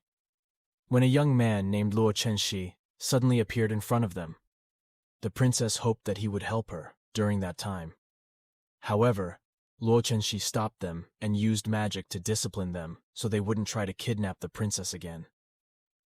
But the princess was surprised by Luo Chenxi's strength and ferocity. Luo then ordered the princess to stand up and let them go. But when he tried to do so, he experienced discomfort in his body. So Luo Chenxi kindly offered to give him a handkerchief. The princess thanked him for saving her, and Luo Chenxi guessed from the looks of it that he probably came from a rich family. He advised the princess not to forget to repay her for what she had done. He held the princess in his arms while advising her to try to endure the pain as there was still a wound on her leg. But the princess told him that she wasn't mentally prepared for it. Situation when they reached near the river, the princess replied that she didn't show enough concern for the girls. Luo Chenxi started to rub her leg where she felt pain. As she did so, the princess pondered how Chenxi got her very unusual black hair, and speculated that he might be a hero from another world. The princess introduced herself as Anna. She then asked Luo Chenxi what her name was, and he gave it to her as they spoke aggressively. Given the circumstances, Chenxi then assured him that he would accompany her home. But while they were gone, Anna couldn't help but wonder if the black-haired Chenxi was the new hero. In response to his joy at learning that there are heroes in the world, he points out that he never raised the subject of being a hero, as they travel across the world. Anna then explained that apart from being a hero summoned from another world, the Hero Lord was also one of the 7 demigod powerhouses in the world. When Chenxi asked Anna if she could use magic, they thought he might be able to escape using the magic sealing stone, so they sealed the magic so only the key could be used to open it. Luo Chenxi also considered using the opportunity she had to learn more about him. Then Anna told him that he could use magic. But they have sealed it, so only the key can release it, because they were afraid that he would run away because of the magic sealing stone. When Chenxi asked Anna where the Imperial Night Fort was, Anna decided not to bother Chenxi any longer and replied that she didn't really know Anna, then asked him to take him to the mountain base so he could consider how to find them to send troops to suppress them. Then a young man is seen with the man who owns him harassing Anna, and they told him how strong he is to kill monsters. They need an army with at least an ultra power class to take them down. The Imperial Knights were already in the area, and there were around 20 of them. He was surprised and initially believed Chenxi, who was known as a hero from the distant monastic country, Altiel, had knowledge of the kidnapping of the young princess, which he didn't want to happen. Lord was right. Then he instructed his men to go and meet the knights. The Empire said that he would look for Chenxi and take the young princess from him before they next met. After finding him, Chenxi decided to fight him. When he used ultra-classic attribute detection magic, the conclusion that Chenxi doesn't seem like an easy opponent to beat. But when Chenxi asked the crew to give him the key to the neck pad, he refused to bang the lock to show his refusal and told Chenxi to show him where the princess was. Chenxi also learned that Anna was a royal princess, which surprised him because it was the first day of his crossing. Then a lord informed Luo Chenxi that Anna had been chosen as a vital component in his plan to overthrow the empire, and that Chenxi had to join his gang because he had promised her a sizable amount of money. Despite the fact that Anna troubled him, Chenxi turned down the offer because she believed that he was still much better than a true lord. But Lord looked very angry because Chenxi refused his offer. So he moves to kill Chenxi and warns Chenxi to behave as he still thinks of him as a young and inexperienced boy. But if Chenxi could hand over the princess to him, Lord Shrew would leave it intact. So the Lord's true freeze attack to prevent him from moving. When they stop around the mountain looking for the princess, they believe may be in danger. Several youths were seen riding on the god's horses and forced to kneel before Luo Chenxi when he beats her to get her to hand over the keys. However, a lord questioned Chenxi's strength and power, about how a single punch had injured him who was at the peak of the ultra class. Then when Chenxi thought back on Anna's words, where it is stated that he is someone who is favored by that world, and only he is able to defeat him, he came to an illusory conclusion: that truth should die. When Chenxi convinced Anna that she would not leave her, she was left alone on the mountain. He wondered where he had gone. When monsters suddenly appear, Anna fled in fear, but Luo Chenxi quickly arrived and killed him with her windblade power. After asking Anna if she would benefit from running away, when he doesn't get enough rest, she instructed him to stand up straight and turn his neck so he could help her unseal her magic. And he opened it as the magic sealing stone fell from his neck. He was relieved to see that the seal had been broken. After seeing a few elemental spirits playing with Luo Chenxi, he became curious as to why they were so friendly towards him. He asked Chenxi about her injuries in hopes that they weren't too bad, but he revealed that it had hurt him deeply. Anna then tells him that she hates bad people and the loopholes she does. Anna was surprised that her crack could be so kind to her and begged Luo Chenxi to forgive her, because he previously doubted Chenxi. Then gives him a drink and says he found it while searching the lockmaster's body, and that will treat the condition, so he has to drink it. Anna begged Chenxi to forgive her because she had previously questioned her, and he was surprised that she could be so kind to him. When the youths looking for Anna's daughter arrive, they confront Chenxi and demand that she stop spending time with their daughter. One of the Hulk King's bodyguards later stated that the princess must be protected until death. Whenever he was present, he told the princess to follow him home, because the king was very concerned about him. But Anna told the guards not to be rude to Luo Chenxi, because Luo Chenxi was his savior, to which Hulk replied that he would obey Luo Chenxi, then tried to run away because he was sure the princess was safe to avoid further trouble. When Chenxi realized that she had fought Lord Shrew and that her strength was exhausted, she immediately took the opportunity to fly to tell Anna that she was the one who put her in a coma, and that what he had come to that world for was still unresolved. When he caught up with her, he corrected Anna. She said she was the most favored party. Chen Shi advised him that if he wanted to reward her, he should try and do something practical for her. As a gift daughter, Anna kissed him and then asked him if he would believe her. But Luo Chen Shi was preoccupied with the thought that when she first met Anna, she had called herself a descendant of a goddess. But why would a goddess be attracted to immortals? As Anna had just done when Anna realized what she wanted, he advised her to allow him to prove it. He was in his future actions, but Luo Chen Shi was surprised that Anna realized what he was contemplating secretly. So Anna explains that even though she is physically present in her body and acting as a person, she is actually fast asleep inside of him for unknown reasons. That because of the placement of Freya's tears which serve as conduits for magic power, as well as the fact that he had used up all of his magic power and found himself unconscious. Luo Chenxi had to be careful the next time she found herself in this situation. However, Anna hoped to actually meet Chen Shi. Then returning to reality, Luo Chenxi asked Anna about bringing her to her room and why they were sleeping half naked.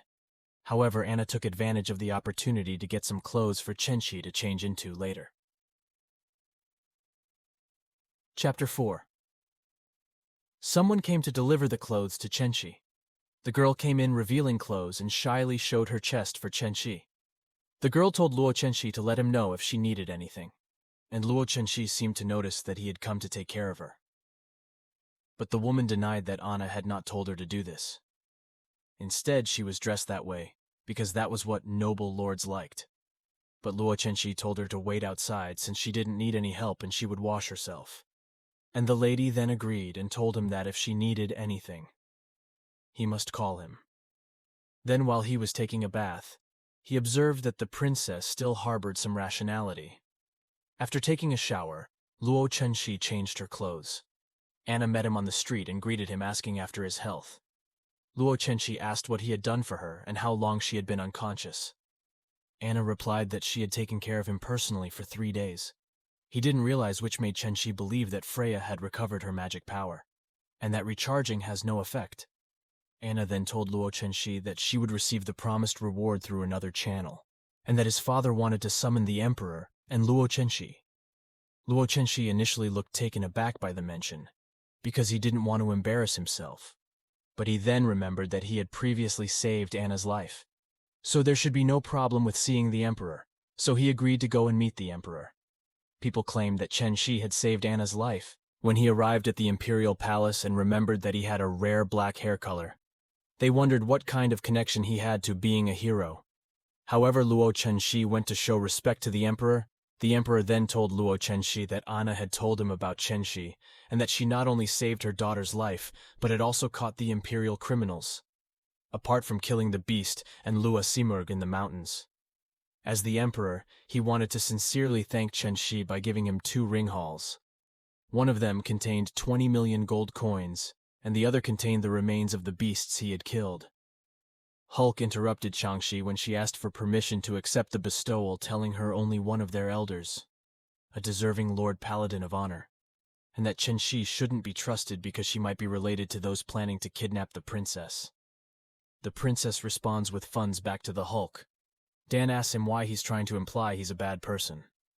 Hulk replied that he didn't see the corresponding strength in Chen Shi, but he was afraid someone would have to claim credit for something they didn't contribute to the emperor. Then ordered Luo Chenxi to provide justification to help convince the masses. She was the one who questioned why the emperor winked at her. But then he told the king that he understood. What's the point, since he's ordered to know what to do about the matter? Hulk then suggested Luo Chenxi to put his hands on the spar magic. Luo Chenxi agreed with the advice, so he did it. But he didn't receive it backlash, leading people to believe that he was just an ordinary person with no magic. However, Hulk claimed Luo Chenxi resembled a thief who had tricked the Highness Princess with good flattery, so that he would judge Luo Chenxi's sins. He then moved towards Luo Chenxi to kill him. But at that moment, Luo Chenxi stopped him by using his bare fists, surprising the Hulk, and he punched the Hulk in the face, knocked the Hulk to the ground. Everyone in the room, including the king, was in awe of Luo Chenxi, and the king told Chenxi to choose the gift of his choice, because she was ready to give it to him. It was a reward for capturing the empire's fugitives and killing magic beasts. But Chenxi said that she didn't need the gift.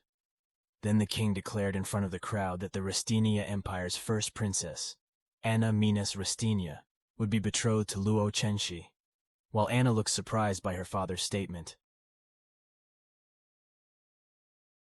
It was in the middle of the night when the emperor and his daughter were in the dining hall and were grappling with bits of steak. The emperor noticed from Chenxi's expression that he seemed to have something he wanted to tell her. Then Chenxi began to open up to the emperor about his thoughts, about why the emperor had chosen to betroth the emperor's daughter Anna to him. The emperor then explained to Luo Chenxi that he had done that for him, because his daughter noticed it. That's why it's possible. And that apart from that, Anna was not a young woman at the age of 13, especially considering how many noble sons vied for her attention. Yet Luo Chenxi didn't seem too interested in testing the offer, so he will try to find a way to break up the sham marriage. Anna, who had been watching Chenxi's expression, speculated that perhaps Luo Chenxi hated her. The emperor then inquired about Chenxi's relationship with the black-haired hero, to which Luo Chenxi replied that she didn't have any. The emperor then proceeded to ask to change his relationship with the Snow Moon Country family, which was founded by the former hero royal family member who had black hair. Luo Chenxi still replied that he didn't have any relation with them. The emperor then told Luo Chenxi not to worry about it, because he wasn't connected to any other power, and because Anna liked him, the two of them were able to get him, and got married without incident. Chenxi, however, tells the emperor that he thinks Anna is too young to make a hasty decision that will affect the rest of her life. After asking Anna and her sister Batsalia to forgive her and Luo Chenxi, the king made Luo Chenxi realize that he was aware that Chenxi and his daughter had shared the same bed. While Luo Chenxi was unconscious, the emperor went on to say that even though he had been a father for a long time, that day was the first time his daughter had expressed this much concern for a stranger of the opposite sex. The king gave Chenxi a month to get to know Anna, before he makes a decision. When Anna got up to leave, she sat down on a chair alone outside. He met Chenxi, who said that the meaning of refilling the power of tears was by sleeping together naked to recharge magic energy. Chenxi thought that the person hiding inside her body should give a proper explanation. Then Anna asked Chenxi about how she decided. Has he thought about it? And Chenxi said that her father, who was an emperor, gave her a month to think.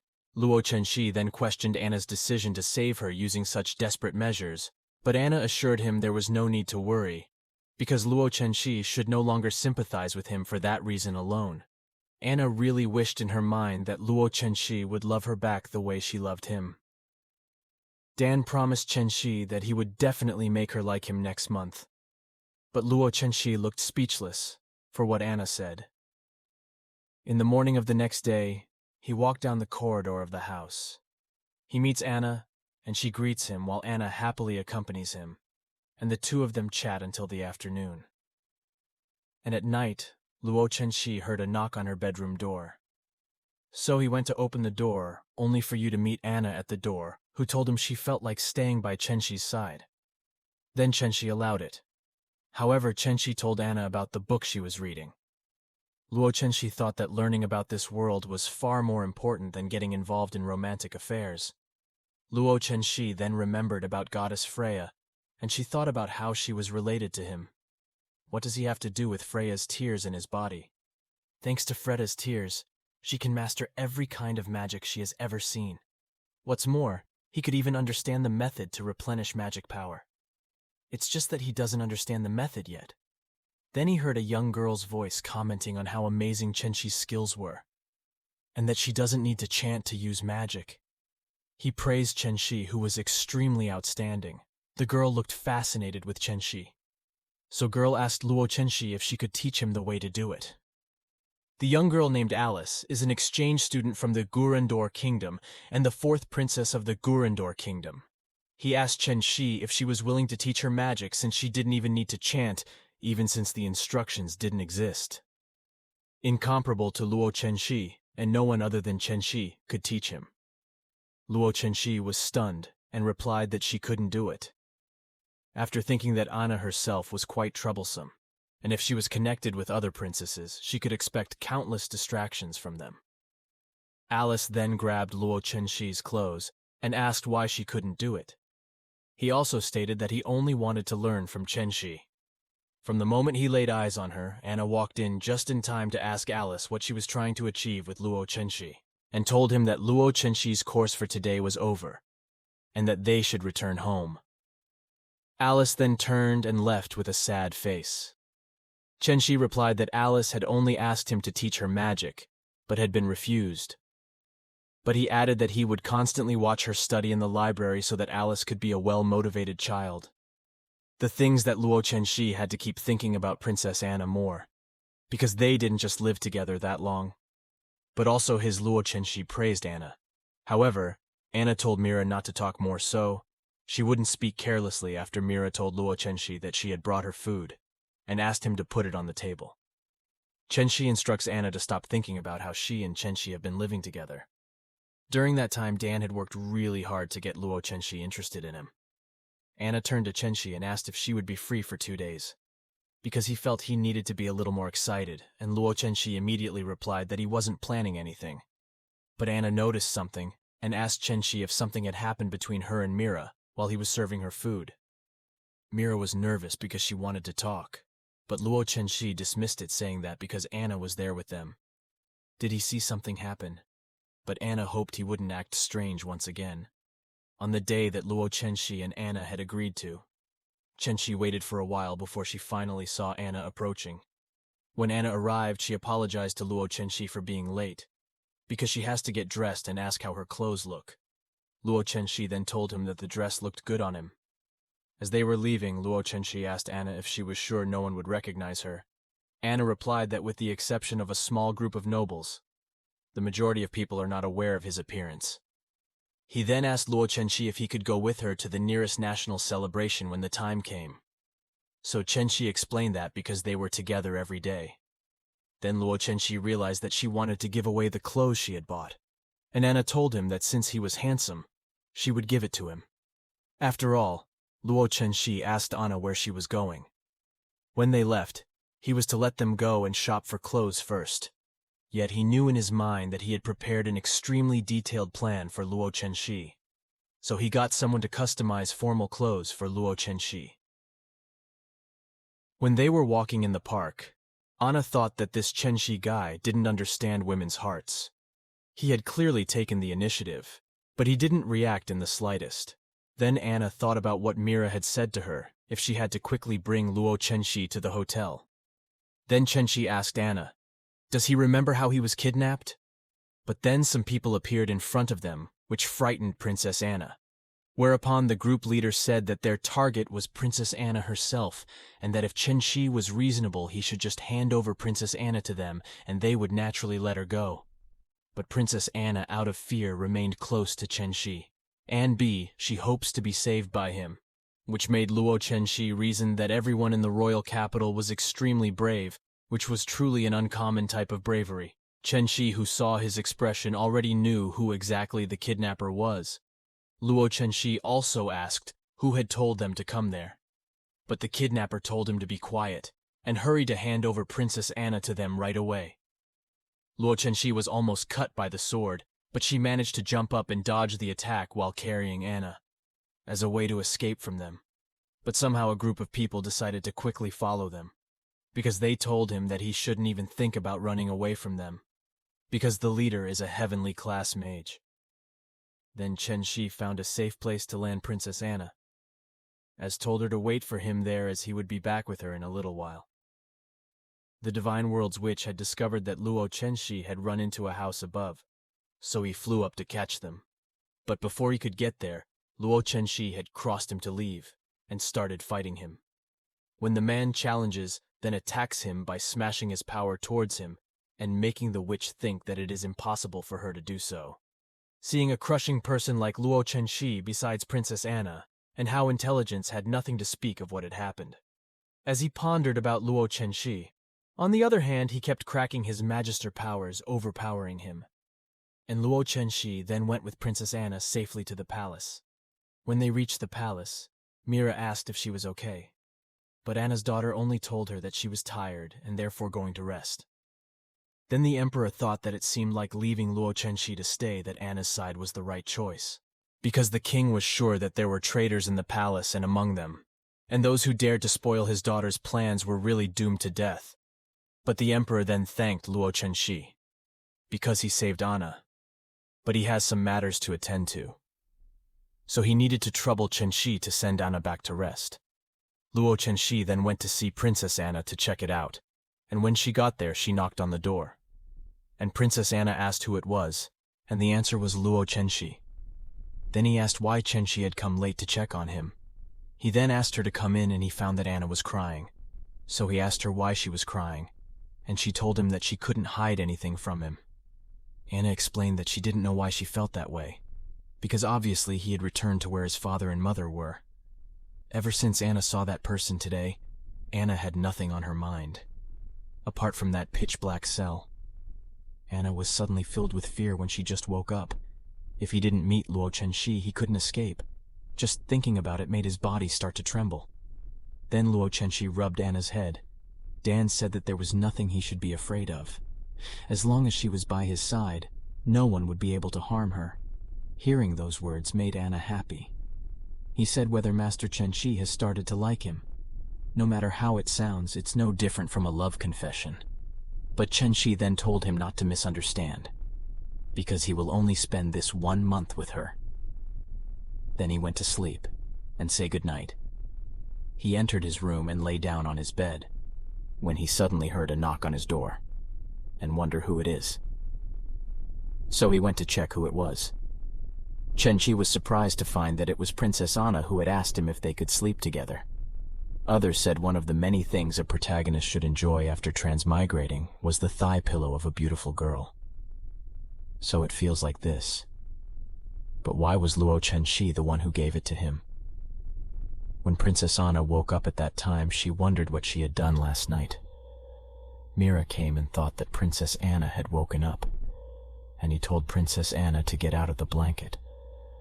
As he asked Princess Anna how comfortable she was sleeping in Lord Chenxi's room the night before. But Princess Anna felt embarrassed, which made Mira ask why she should be ashamed. Or maybe they already have something. So he thought so. Moreover, yesterday he looked not excited. As a father, he felt sorry for not being able to accompany him at that time. So he said that Luo Chenxi as a man should be able to learn how to be responsible.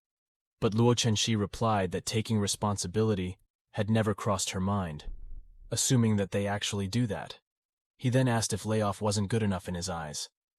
The emperor asked him if he really thought so, and Luo Chenxi thought that the emperor was a hard person to look up to. So he answered the emperor to think things over very carefully since Anna was young and easily impulsive. So the emperor, by his decision, will have deep and enduring inflation in the future. Whereas the emperor said that was why he confidently handed her over to him, because he knew for a fact that Luo Chenxi was someone who would not let Anna go through difficult times. So that made Luo Chenxi think that he was like a playboy who seemed to be morally clean. The emperor then returned to formal topics. They told how he had been looking for Luo Chenxi the whole time, so that he even needed to tell her about something related to Anna, about the secret they have. One that was kept a secret from him since he was born, who happened to tell him before he could speak. That she was a saintess shocked the emperor. The king wondered how Luo Chenxi knew, so he asked Luo Chenxi how he knew. Luo Chenxi explained that in order to deal with the revived demon lords, the goddess could bestow divine power and allow the sacred diviner to summon heroes, and that the world could give birth to existences capable of confronting demon lords. Those who are the saints of the saints are the chosen ones, who are all women. They were so well suited to the divine power of the goddess that from the moment she rose from birth, she would receive the blessings of the goddess. Her explanation from Chenxi, which shocked the emperor. When he asked if it was Princess Anna, who told Luo Chenxi, who replied that she had a hunch the moment she realized it. That it was true that daughter Anna was a saintess, but he felt something was off. Because he knew Princess was definitely a little devil. Remembering how Princess Anna behaved, who usually cried a lot, which could be Freya's tears, it belongs to goddess Freya, and that with Princess Anna being able to replenish the magic crystal, which is also proof of being a saint. Chenxi thought that otherwise the emperor would not allow Princess Anna to marry a man of unknown origin, to which he later said that he had difficulty recognizing the emperor's meticulous plans, because it was all the emperor's scheme. Then he said it seemed Chen Shi had understood what he meant, because that would save him from explaining himself. He then said that if Princess Anna continued to grow like that, then Luo Chenxi should also be aware of what her future would be like. However, Luo Chenxi did not understand what the emperor meant, which he was assuming if he was going to take a stand on the battlefield in the crusade against the demon lords. So the emperor said that he couldn't possibly know about the horrors of the battlefield, or how devastating a demon lord is, and that forbids heroes equipped with holy swords, because no one else can kill a demon lord except heroes, even though someone else might have the capacity to obliterate his body. But they had no way of destroying the demon king's soul in the truest sense of the word. But the power of the saints is definitely a terrible thing, because magic power is naturally hated by demons, which upon entering the battlefield, the same test became the target of the devil's predation. However, as long as that saint finally reached the age of 15, his internal strength would truly awaken, which was impossible for even the emperor to hide, because the holy throne of the monastery Altiol nation will definitely come to claim it, and that if he didn't send his daughter to the other side, it would definitely act in the name of saving the world. Yang will find it difficult to enter and exit to act as emperor. When the time came at that moment, Princess Anna entered too, to which he asked Chen Shi if she knew about the Phasalia saintness of ice, to which he replied that he had seen it in a book for the last 2 days, because he was asking if she was the same saintess who was burnt to death by the Holy Throne, which he confirmed and said that it was his own sister. What happened 20 years ago, because the same ice test was more famous than the hero, he suddenly withdrew and chose to lie down for 3 years. By the time he returned to the Holy Throne, he had decided to sentence himself to death because he had carried a baby, who at that time was the child of him and the demon whale. That was how the devil humiliated the disciples of the goddess, where he was after being burned to death. The emperor then added that when the goddess's blessing came on the night Princess Anna, whose wife almost fell into mental turmoil, because he hoped that his daughter would never become a saint again, and that the only way they could avoid the situation was to quickly make Princess Anne empress before she turned 15. Which, however, is unlikely. They found another way, namely, Anna's daughter must marry someone in and behave as a wife, so that he can avoid the sacred test. In which Chen Shi then asked if what the emperor meant by that was having a pure saint to do, and pure things he found a strange condition. The emperor then said that he could see that Princess Anna really liked Chen Shi, but regardless, he valued Luo Chenxi's opinion on this matter, and that if Chen Shi didn't want to stay, then Princess Anna had no intention of forcing him to stay by her side. Luo Chenxi then said that he had promised Anna that he would accompany her until the National Day celebration, and that as for her decision regarding the matter of marriage, she would leave it to Luo Chenxi's decision. She left the palace, and the emperor watched her go, thinking it was obvious that someone would target Princess Anna during that period, which made him ask such a thing from him. But Luo Chenxi then asked the emperor to arrange a time for him, because he wanted to see the person who kidnapped Princess Anna before, which according to him with the surprise attack carried out in the streets 2 days ago. He thought it was not as simple as it seemed on the surface. Princess Anna was seen with Mira fussing over the sluggish Chen Shi. She thought that if she continued like that, then she would become a rock waiting for her husband. At that point, Ackerman walked in apologizing for what he had done, where he offended the princess in the main hall, and that he had taken the blame to heart, because he hopes Princess Anna can forgive him. Princess Anna then told him that he had been fooling his duties as a knight, and that he had not. He wanted to blame her.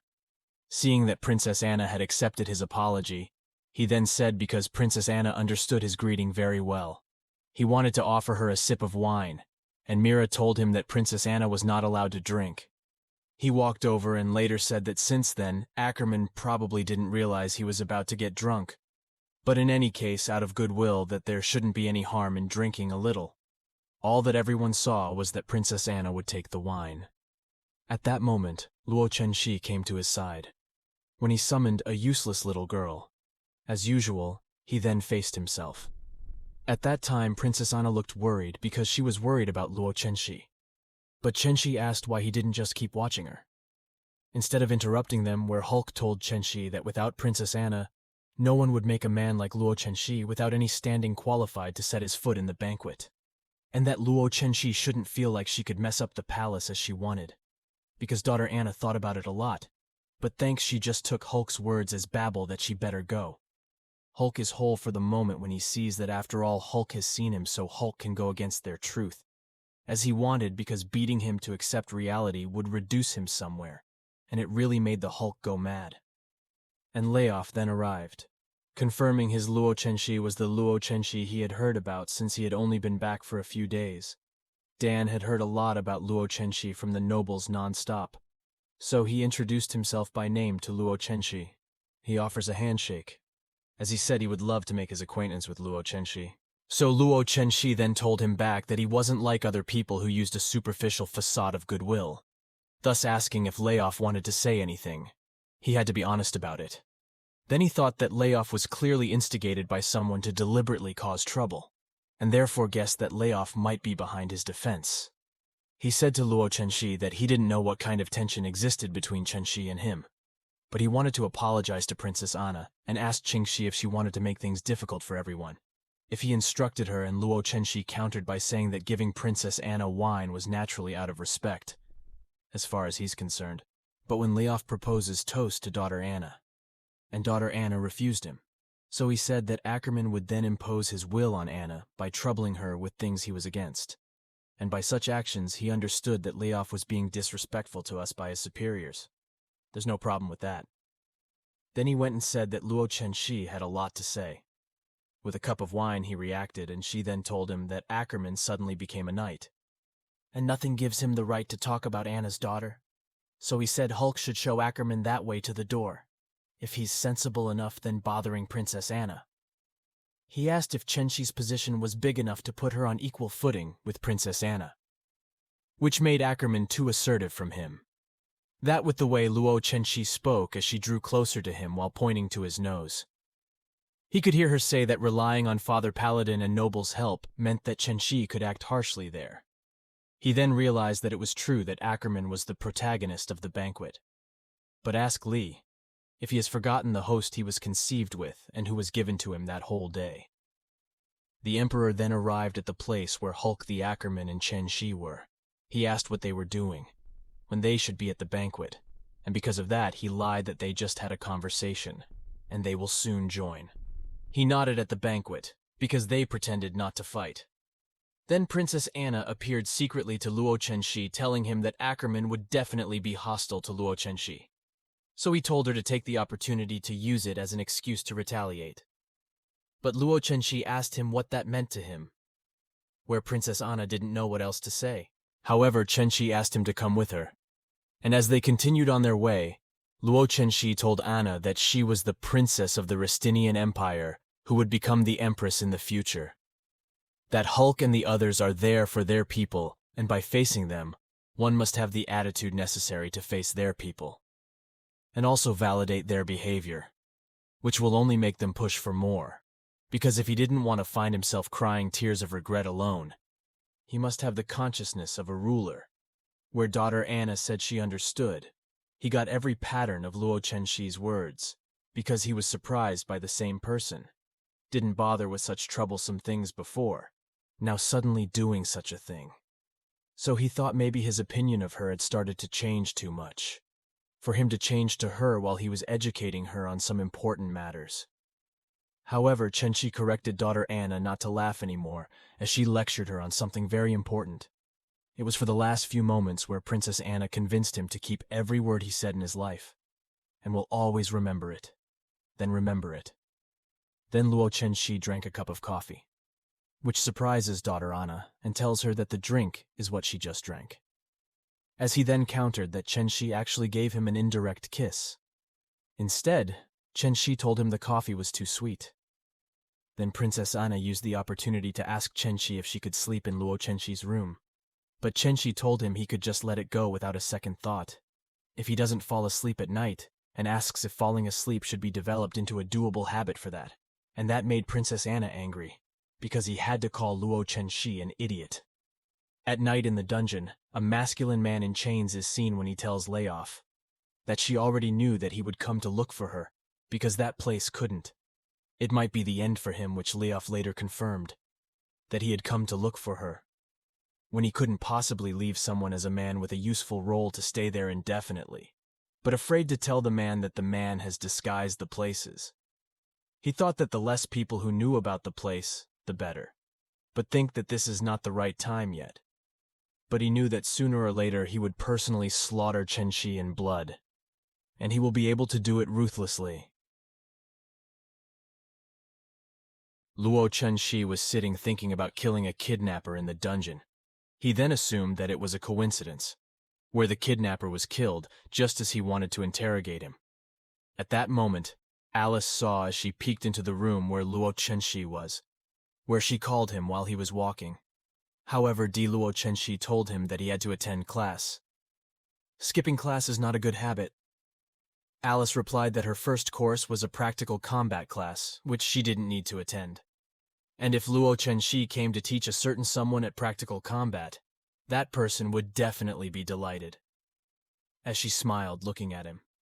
But Luo Chenxi said that then the practical combat class would be no different from a game of hide-and-seek, as he asked Alice not to reappear in his field of vision for some time, and if possible, forever. Where did Alice come down from when she heard what Luo Chenxi said?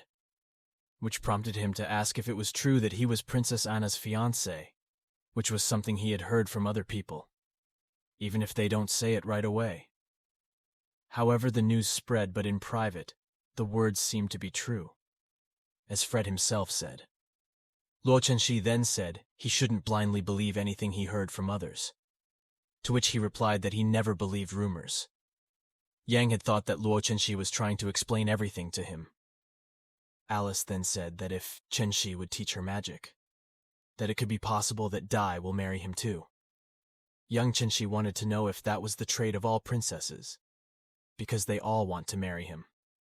He then said it would be a once-in-a-lifetime opportunity, as she swore in the name of the fourth princess of the Desert Kingdom, and that she would not go back on her word, and that if she were to become his wife, her father the emperor would definitely agree with them, where she told him to forget what he just said, that he couldn't ignore it.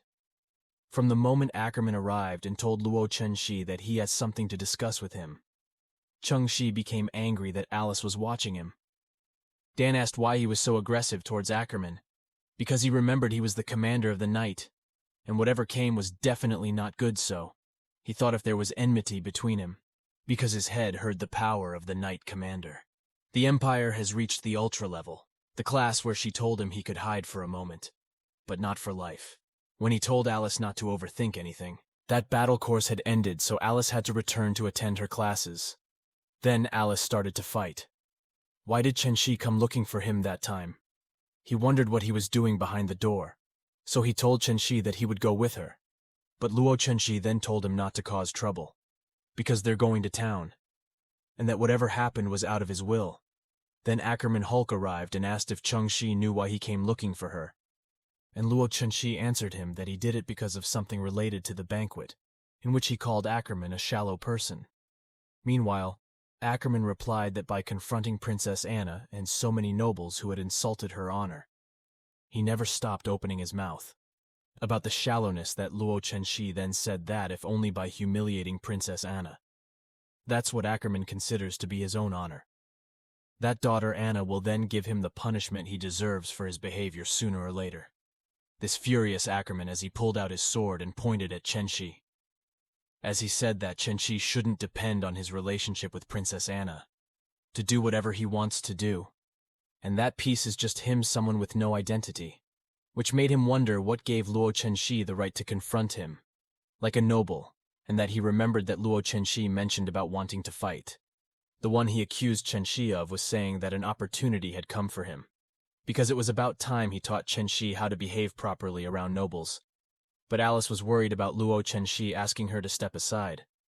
As he moved to meet the sword slash that Ackerman sent his way as his own, his hand crackled with lightning, and thus he created an explosion on a large scale, that he was no longer dealing with average opponents, but a first-class power plant. Among them, his sword created another explosion at Luo Chenxi, to what Alice was worried about Chenxi, while Ackerman thought that the attack should have hit Luo Chenxi. to his surprise when he saw Chenshi being protected by a spherical purple lightning barrier. Ackerman then said that it seemed that he had underestimated Chenshi, and that he shouldn't have to be complacent with himself. However, just because he used a bit of magic, said that he wanted to see if his attacks were faster, or Luo Chenshi's magic casting, as he slashed his sword at Chenshi, who used the burning installation, which was heard by Ackerman as he screamed in agony amidst the flames. He was angry when he said the gap. He used a ruse that was lesser novice magic. As he puffed black smoke into the gap, he asked if he should consider fighting it one-on-one, and that he wasn't going to be someone shameless. He did not know that he had been escorted, and he said he was confused, to whom the plaintiff he studied, which he covers up, and says that they don't need to compete anymore. While Ackerman wondered as he thought when Anna would ascend to the throne, and that she could be his confidant, because he thought that he should surpass it, if he was wondering that the position of Paladin Commander was within his grasp. Ackerman knew that it was all because of Luo Chenshi, that Princess Anna, who must have been manipulated by now, was slowly forming her own ideas. He then shouted, saying that Luo Chenshi should see how he would cut her in half. Luo Chenshi said burning, so it created a huge explosion. Luo Chenshi then said Ackerman had been defeated, looking like he was out of breath, when he refused in utter disbelief, thinking that he was an imperial commander, because he had lost to something like that. Luo Chenshi then said that it was because Ackerman didn't want to admit that he would only continue to sober himself up that made Ackerman struggle. When he said that, he had not lost. Luo Chenshi won the fight. The esteemed commander has lost, but he still couldn't accept his defeat. He still denied it. It was impossible for him, because he was the commander of the Imperial Knights. How could he lose to someone like Luo Chenshi? As he then fiercely tried to attack Luo Chenshi again, but was stopped by an old man's voice. Alice, who was there, looked back and saw that the old man was Bixlow's grandpa. The old man smiled and greeted Alice. Then he scolded Alice because she skipped class, and even in such a remote place. He wondered what Alice was thinking by skipping class. Then all Alice said to Bixlow was he was beside her, and Bixlow has to stop Ackerman from striking again. Bixlow then turned to Luo Chenshi and said that he might not know what might have happened, but he wondered what gave him the right to run a clone within their institute. As the commander of the Knights, and that he must not forget Alice was also watching carefully from the side. Alice screams at Bixlow that she has chosen the wrong person. Ackerman looks on as he covers the wound with a bandage for himself. He said that he would definitely settle his debt to Luo Chenshi, 10 or even 100 times over. Suddenly, Ackerman heard a voice saying that he was seeing a knight commander of the esteemed 3rd Empire Regiment actually hiding there, like a dog licking its wound. It was Leof speaking to him. Ackerman looked irritated. If he came just to taunt her, then congratulations, because she did it. Then Ackerman asked Leof what he thought of Luo Chenshi. He said that Luo Chenshi must be killed immediately. Only trouble would eventually arise if he remained on His Majesty's side. Because ever since his arrival, his noble nature had slowly started to change. Leof praised Ackerman as a smart person, that he realized if you want to do something, then do it seriously. Simply by capturing the leader, one can subdue all of his cronies. Once the urgent matter is solved, then the rest becomes easy. Suddenly, Ackerman became angry. He accused Leof of going to do something to the princess. Then Ackerman asked if he would do something for the princess, but Leof answered that only when Anna's daughter was completely within their grasp, and they would be assured of their future. Even though he said that he had planned and arranged everything, so Ackerman had nothing to worry about. And at that time, if he had Anna as a bargaining chip, perhaps even His Highness would heed her words obediently. So Ackerman asked him what he wanted from him, being a new person, so Ackerman wouldn't refuse. He lectured Ackerman that by voting him out for that stupidity, so he has disapproved of himself as a fool. When she patted him to his feet and told him that it was only because he thought self-interest was the most gullible and stupid of them all. At night, Princess Anna asked Chenshi if something had happened at the institute that day. Chenshi asked back why she was suddenly like that. He thought that his fight with Ackerman should not have reached Anna's ears. Princess Anna told him that after Alice came back from skipping class with a very worried face, he felt like something happened. But then Anna said that she would forget about this matter, because he had something more important he wanted to tell Chenshi. The day before the national celebration, he had something to worry about. Anna said that the night before the celebration day was more festive than the day before. The streets will be filled with different lights and stalls. The scenery at night was incomparable to that during the day. There are even fireworks right before midnight. Then, Chen Shi told Anna to sleep quickly. Then, Luo Chenxi said that His Imperial Highness could already appear. The emperor was so ashamed that he had to hide and spy on his daughter from behind the wall. Predictably, he only wanted to observe Anna's relationship with Luo Chenxi. Then the emperor said that he got information that Chen Shi taught Alice magic. While it's true that establishing a connection with the country's princess is advisable, but he didn't want Chen Shi to get too close to Alice, because his father was a sworn ally brother. He's not as easy as your majesty. Alice's father is the king of the Gurandor kingdom. He was a contemporary sword saint. Her father was one of the 7 demigod power holders in the entire Voves continent. And for now, Chen Shi better get to know the easy ruler and the princess better. Then His Imperial Highness left, and hoped that Chen Shi and her daughter would be able to spend a pleasant night together. Luo Chenxi was skeptical. Is there really a father who calls himself easy and even sells his own daughter? At midnight, Hulk, who was eating bread on the street, met Luo Chenxi. He says, what is he doing there at night? Shouldn't he be accompanying Princess Anna? Or else the Hulk would suspect that Luo Chenxi had a new lover secretly. Chenxi gets annoyed with Hulk. He says Hulk doesn't have the authority to meddle into his personal affairs. And what is he doing here? Wasn't his job supposed to be on guard? Hulk says he can't walk around in civilian clothes. Besides that, even if he was outside, His Majesty the King would be heavily guarded with Layoff and the other knights standing guard around the palace who were staying in the vicinity of the palace. But right now, Luo Chenxi thought that Layoff was in the palace. Then before seeing Anna, perhaps he could see where she lived and discover something new. Then Chenxi left. He jumped up and flew. Then, after Chenxi left, suddenly Layoff is attacked by a mysterious person and beats him bloody. At Layoff Mansion, Luo Chenxi was there. He observed something until he found something new, where he could see what was behind the trees that surprised him. Princess Anna and Alice are seen as they walk together. Where Princess Anna looked back and saw Alice still walking behind her. Where did he say that Alice had been chasing him for so long, and to some point Alice wanted to keep him? Alice replied that it was very boring in the palace. Dan saw daughter Anna who went out to play, which she then joined. He thought that he might have to follow her, and that he had come to a conclusion as well that he agreed to follow Princess Anna. At that moment they felt an ominous aura from the street behind them, which Princess Anna said that was the way she used to sneak out of the palace every day, and there shouldn't be anyone there. At that time he thought that he knew no one was aware, outside of his family and Mira, because he hoped that it would not be an evil force at that time. The shadow moves towards the wall. Alice panicked as she wondered what could happen to a shadow. As they wrapped themselves in princesses, Anna and Alice too, a voice was heard. When surprised to see the golden hair of the Gurandor kingdom, which was finally concluded to be fine because it dragged the girls into the shadows. The Hulk is seen as his arm is injured by a surprise attack from Ackerman, where he asked Ackerman about what happened. All he asked was if he betrayed the Emperor. Ackerman laughed as he replied that if Hulk ever knew that he always hoped to see Hulk lying on the ground. The way he was right now was as if he was like a dying mutt, asking for his life non-stop. However, he wasn't going to let Hulk end easily.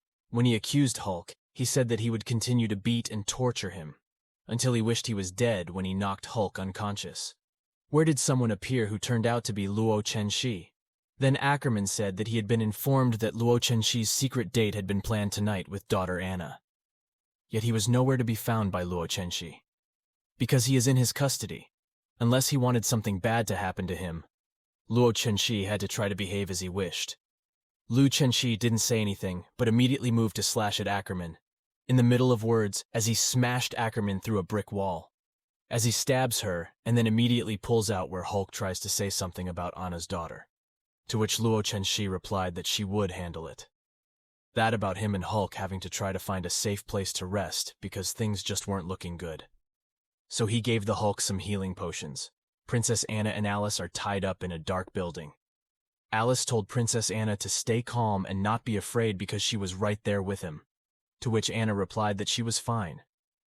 And even if he was scared again, he wouldn't cry because of what Luo Chenxi promised him. That as long as there is Chenxi, he will be fine. Then their kidnapper showed his true appearance, and said that the two princesses still have enough energy. It surprised Alice when she saw that it was Leof who had kidnapped them, and he asked Leof if he wasn't the commander of the Imperial Knights Regiment. Leof said that if he wasn't afraid of being beheaded by the Emperor for such behavior. Leif also answered that Alice is the princess of the Garandor Kingdom and the daughter of the Sword Saint. He really has a distinctive way of expressing himself. With that said, he wondered if the blood of a sword saint who overcame the powers of a goddess would be the best fodder for the demons. And Princess Anna, who was beside him, was actually chosen by the goddess. That Princess Anna said from the start of the kidnapping she had known that this was something even others would know.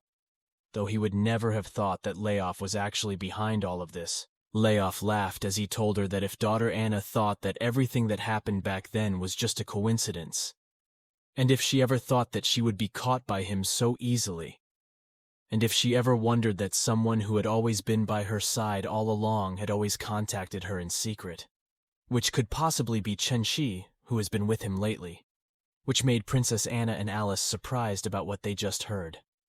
Princess Anna was seen kneeling and pleading on Chenxi's behalf, that Luo Chenxi should be forgiven if it was his despicable behavior, and the shameless things he has done. Leof said to daughter Anna that it seemed that his relationship with Chenxi was really good, so that he is suitable to speak for Chenxi. But in any case, it was useless for Princess Anna to deny it, and that is the only day that can catch him.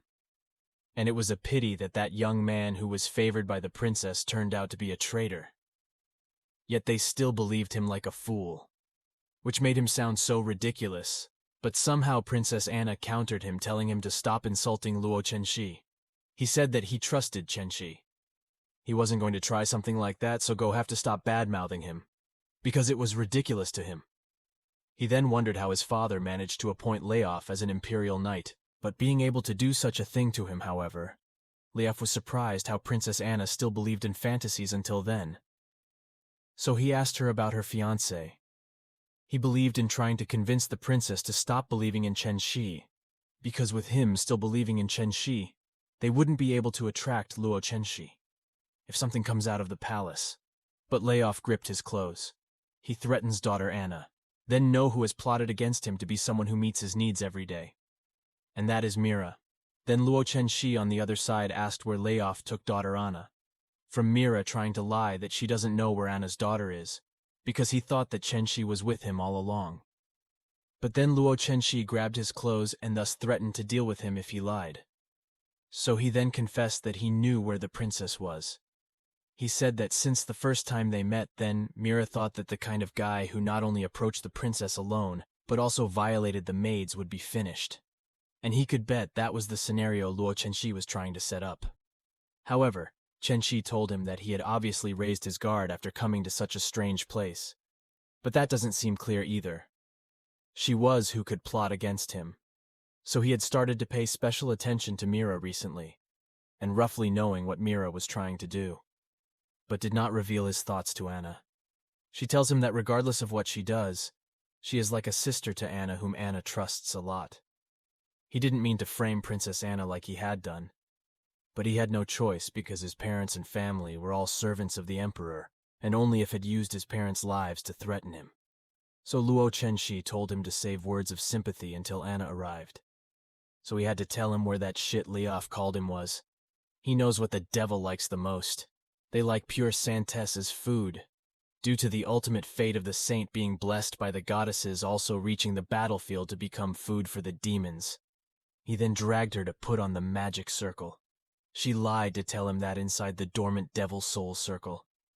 And so he said he would use Princess Anna's body and soul to awaken the sleeping demon, Asmodeus. But Princess Anna wonders that she heard that the devil has been killed by the troops and crusades served by Leof.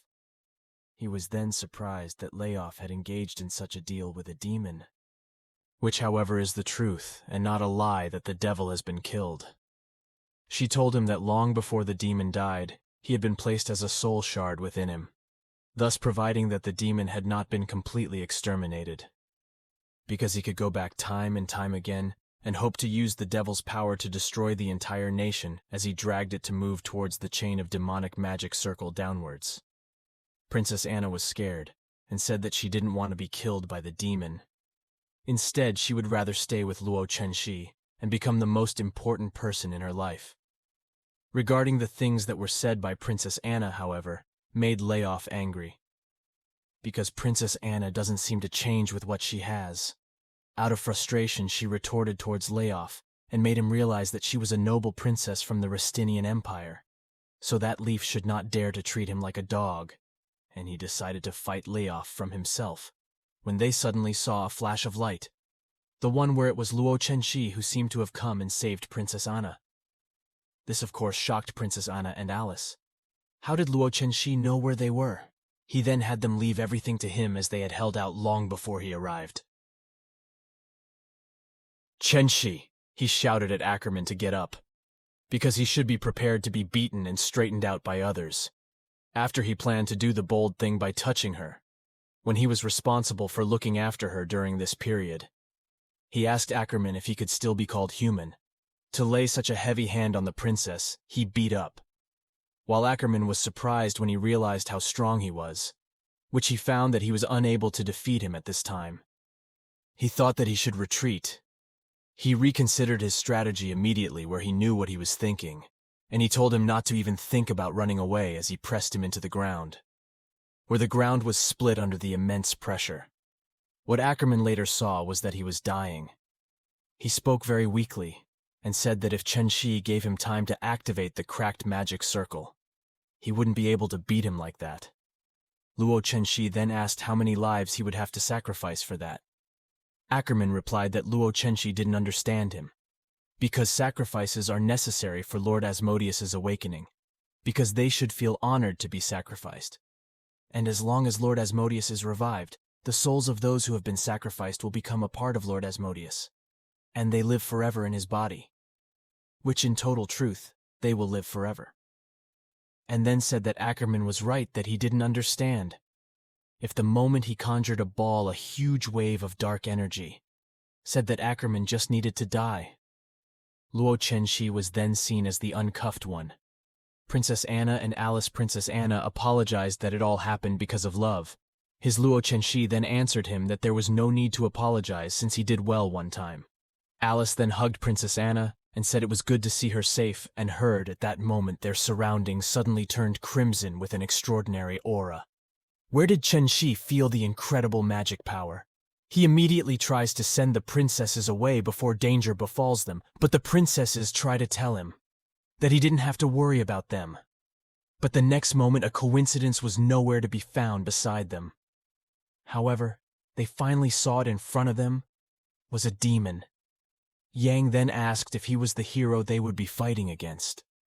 The devil who had just possessed Luo Chenxi in his first awakening answered him that he wasn't a hero, and to be honest, he had spent most of his strength repairing a certain person. Otherwise, he would not be forced to live there. Because the princesses said because he might have run away a while ago. The devil then says that not even a true hero would dare to fight him alone, because the sword in Luo Chenxi's hand lacked the capacity to injure him. While he was still in a semi-conscious state when he asked Chenxi not to underestimate him, and he is known as Asmodeus the Demon Overlord. He asked Luo Chenxi to get lost, if he doesn't want to die.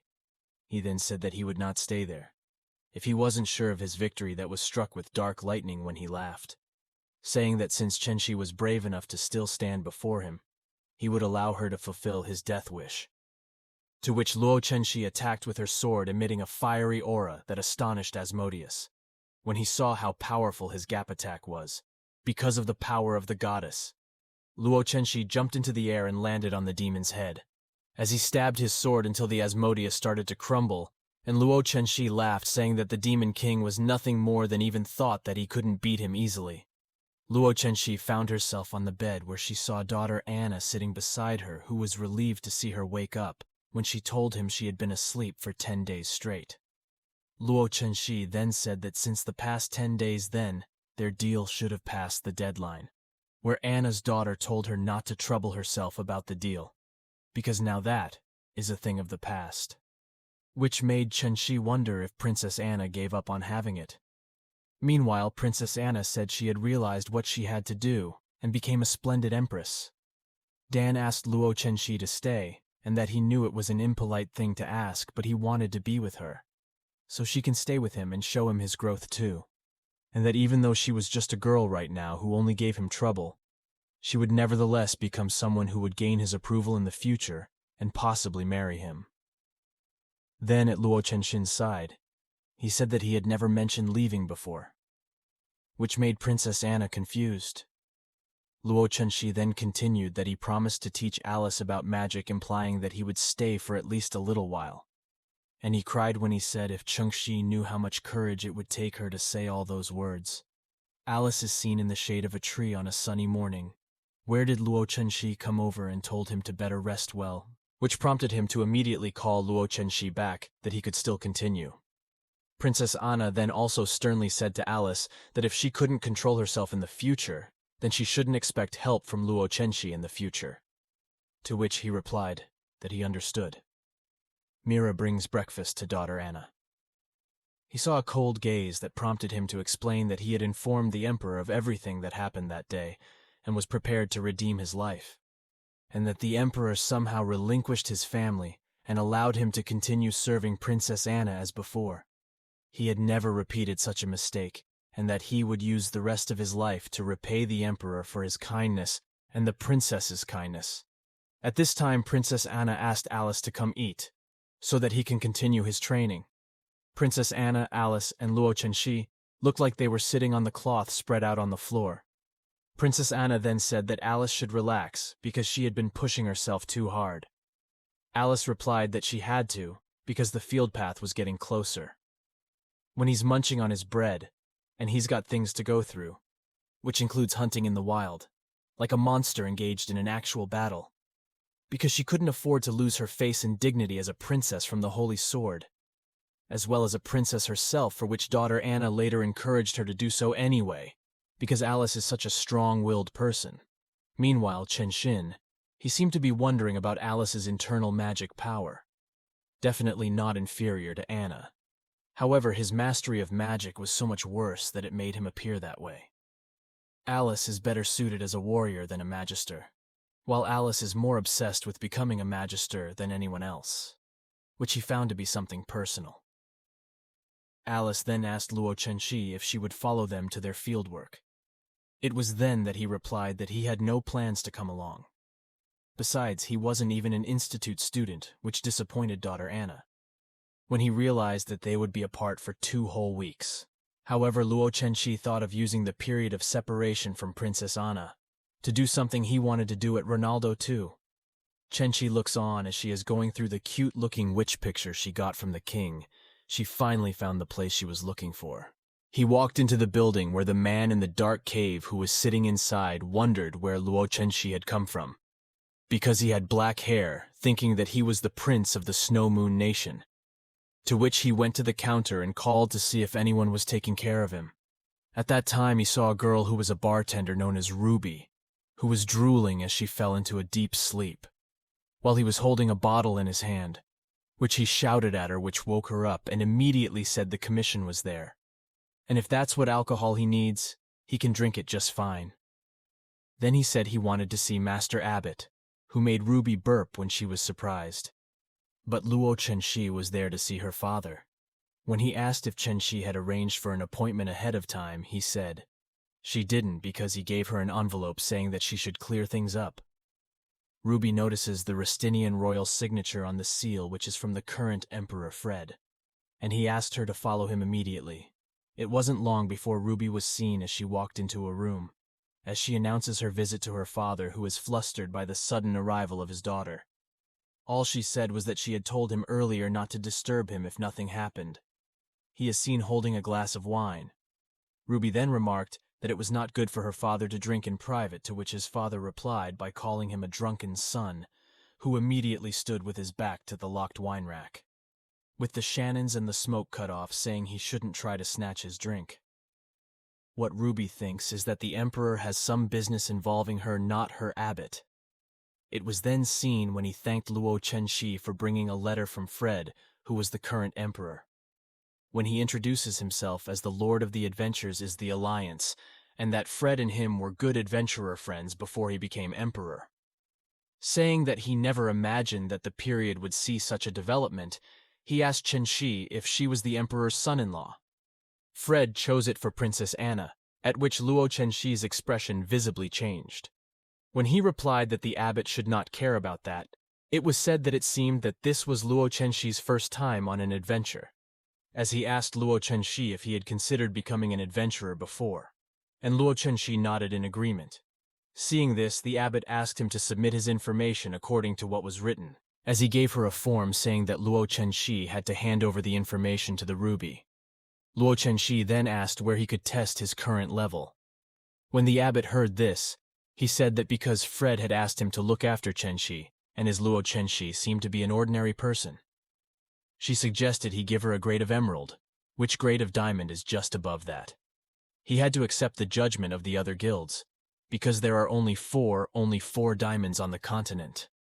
But Luo Chenxi thought that she couldn't get used to the emerald class yet. But he thanked Abbot for giving him such a high rating, which he thought since he saw Luo Chenxi just now, he looked like an adventurer. He should then choose his first commission as he can recommend a few that suit him better. He replied that he had thought about it and wanted Ruby to accept the commission to kill an ultra-class magical beast. Where Ruby surprised, when he was wondering how Luo Chenxi planned to fight against such powerful magical beasts. All he asked her was she really okay with facing powerful magical beasts. When he was a rookie adventurer, Luo Chenxi replied that he would indeed do that, because he thought that the beast was in his storage ring at the moment.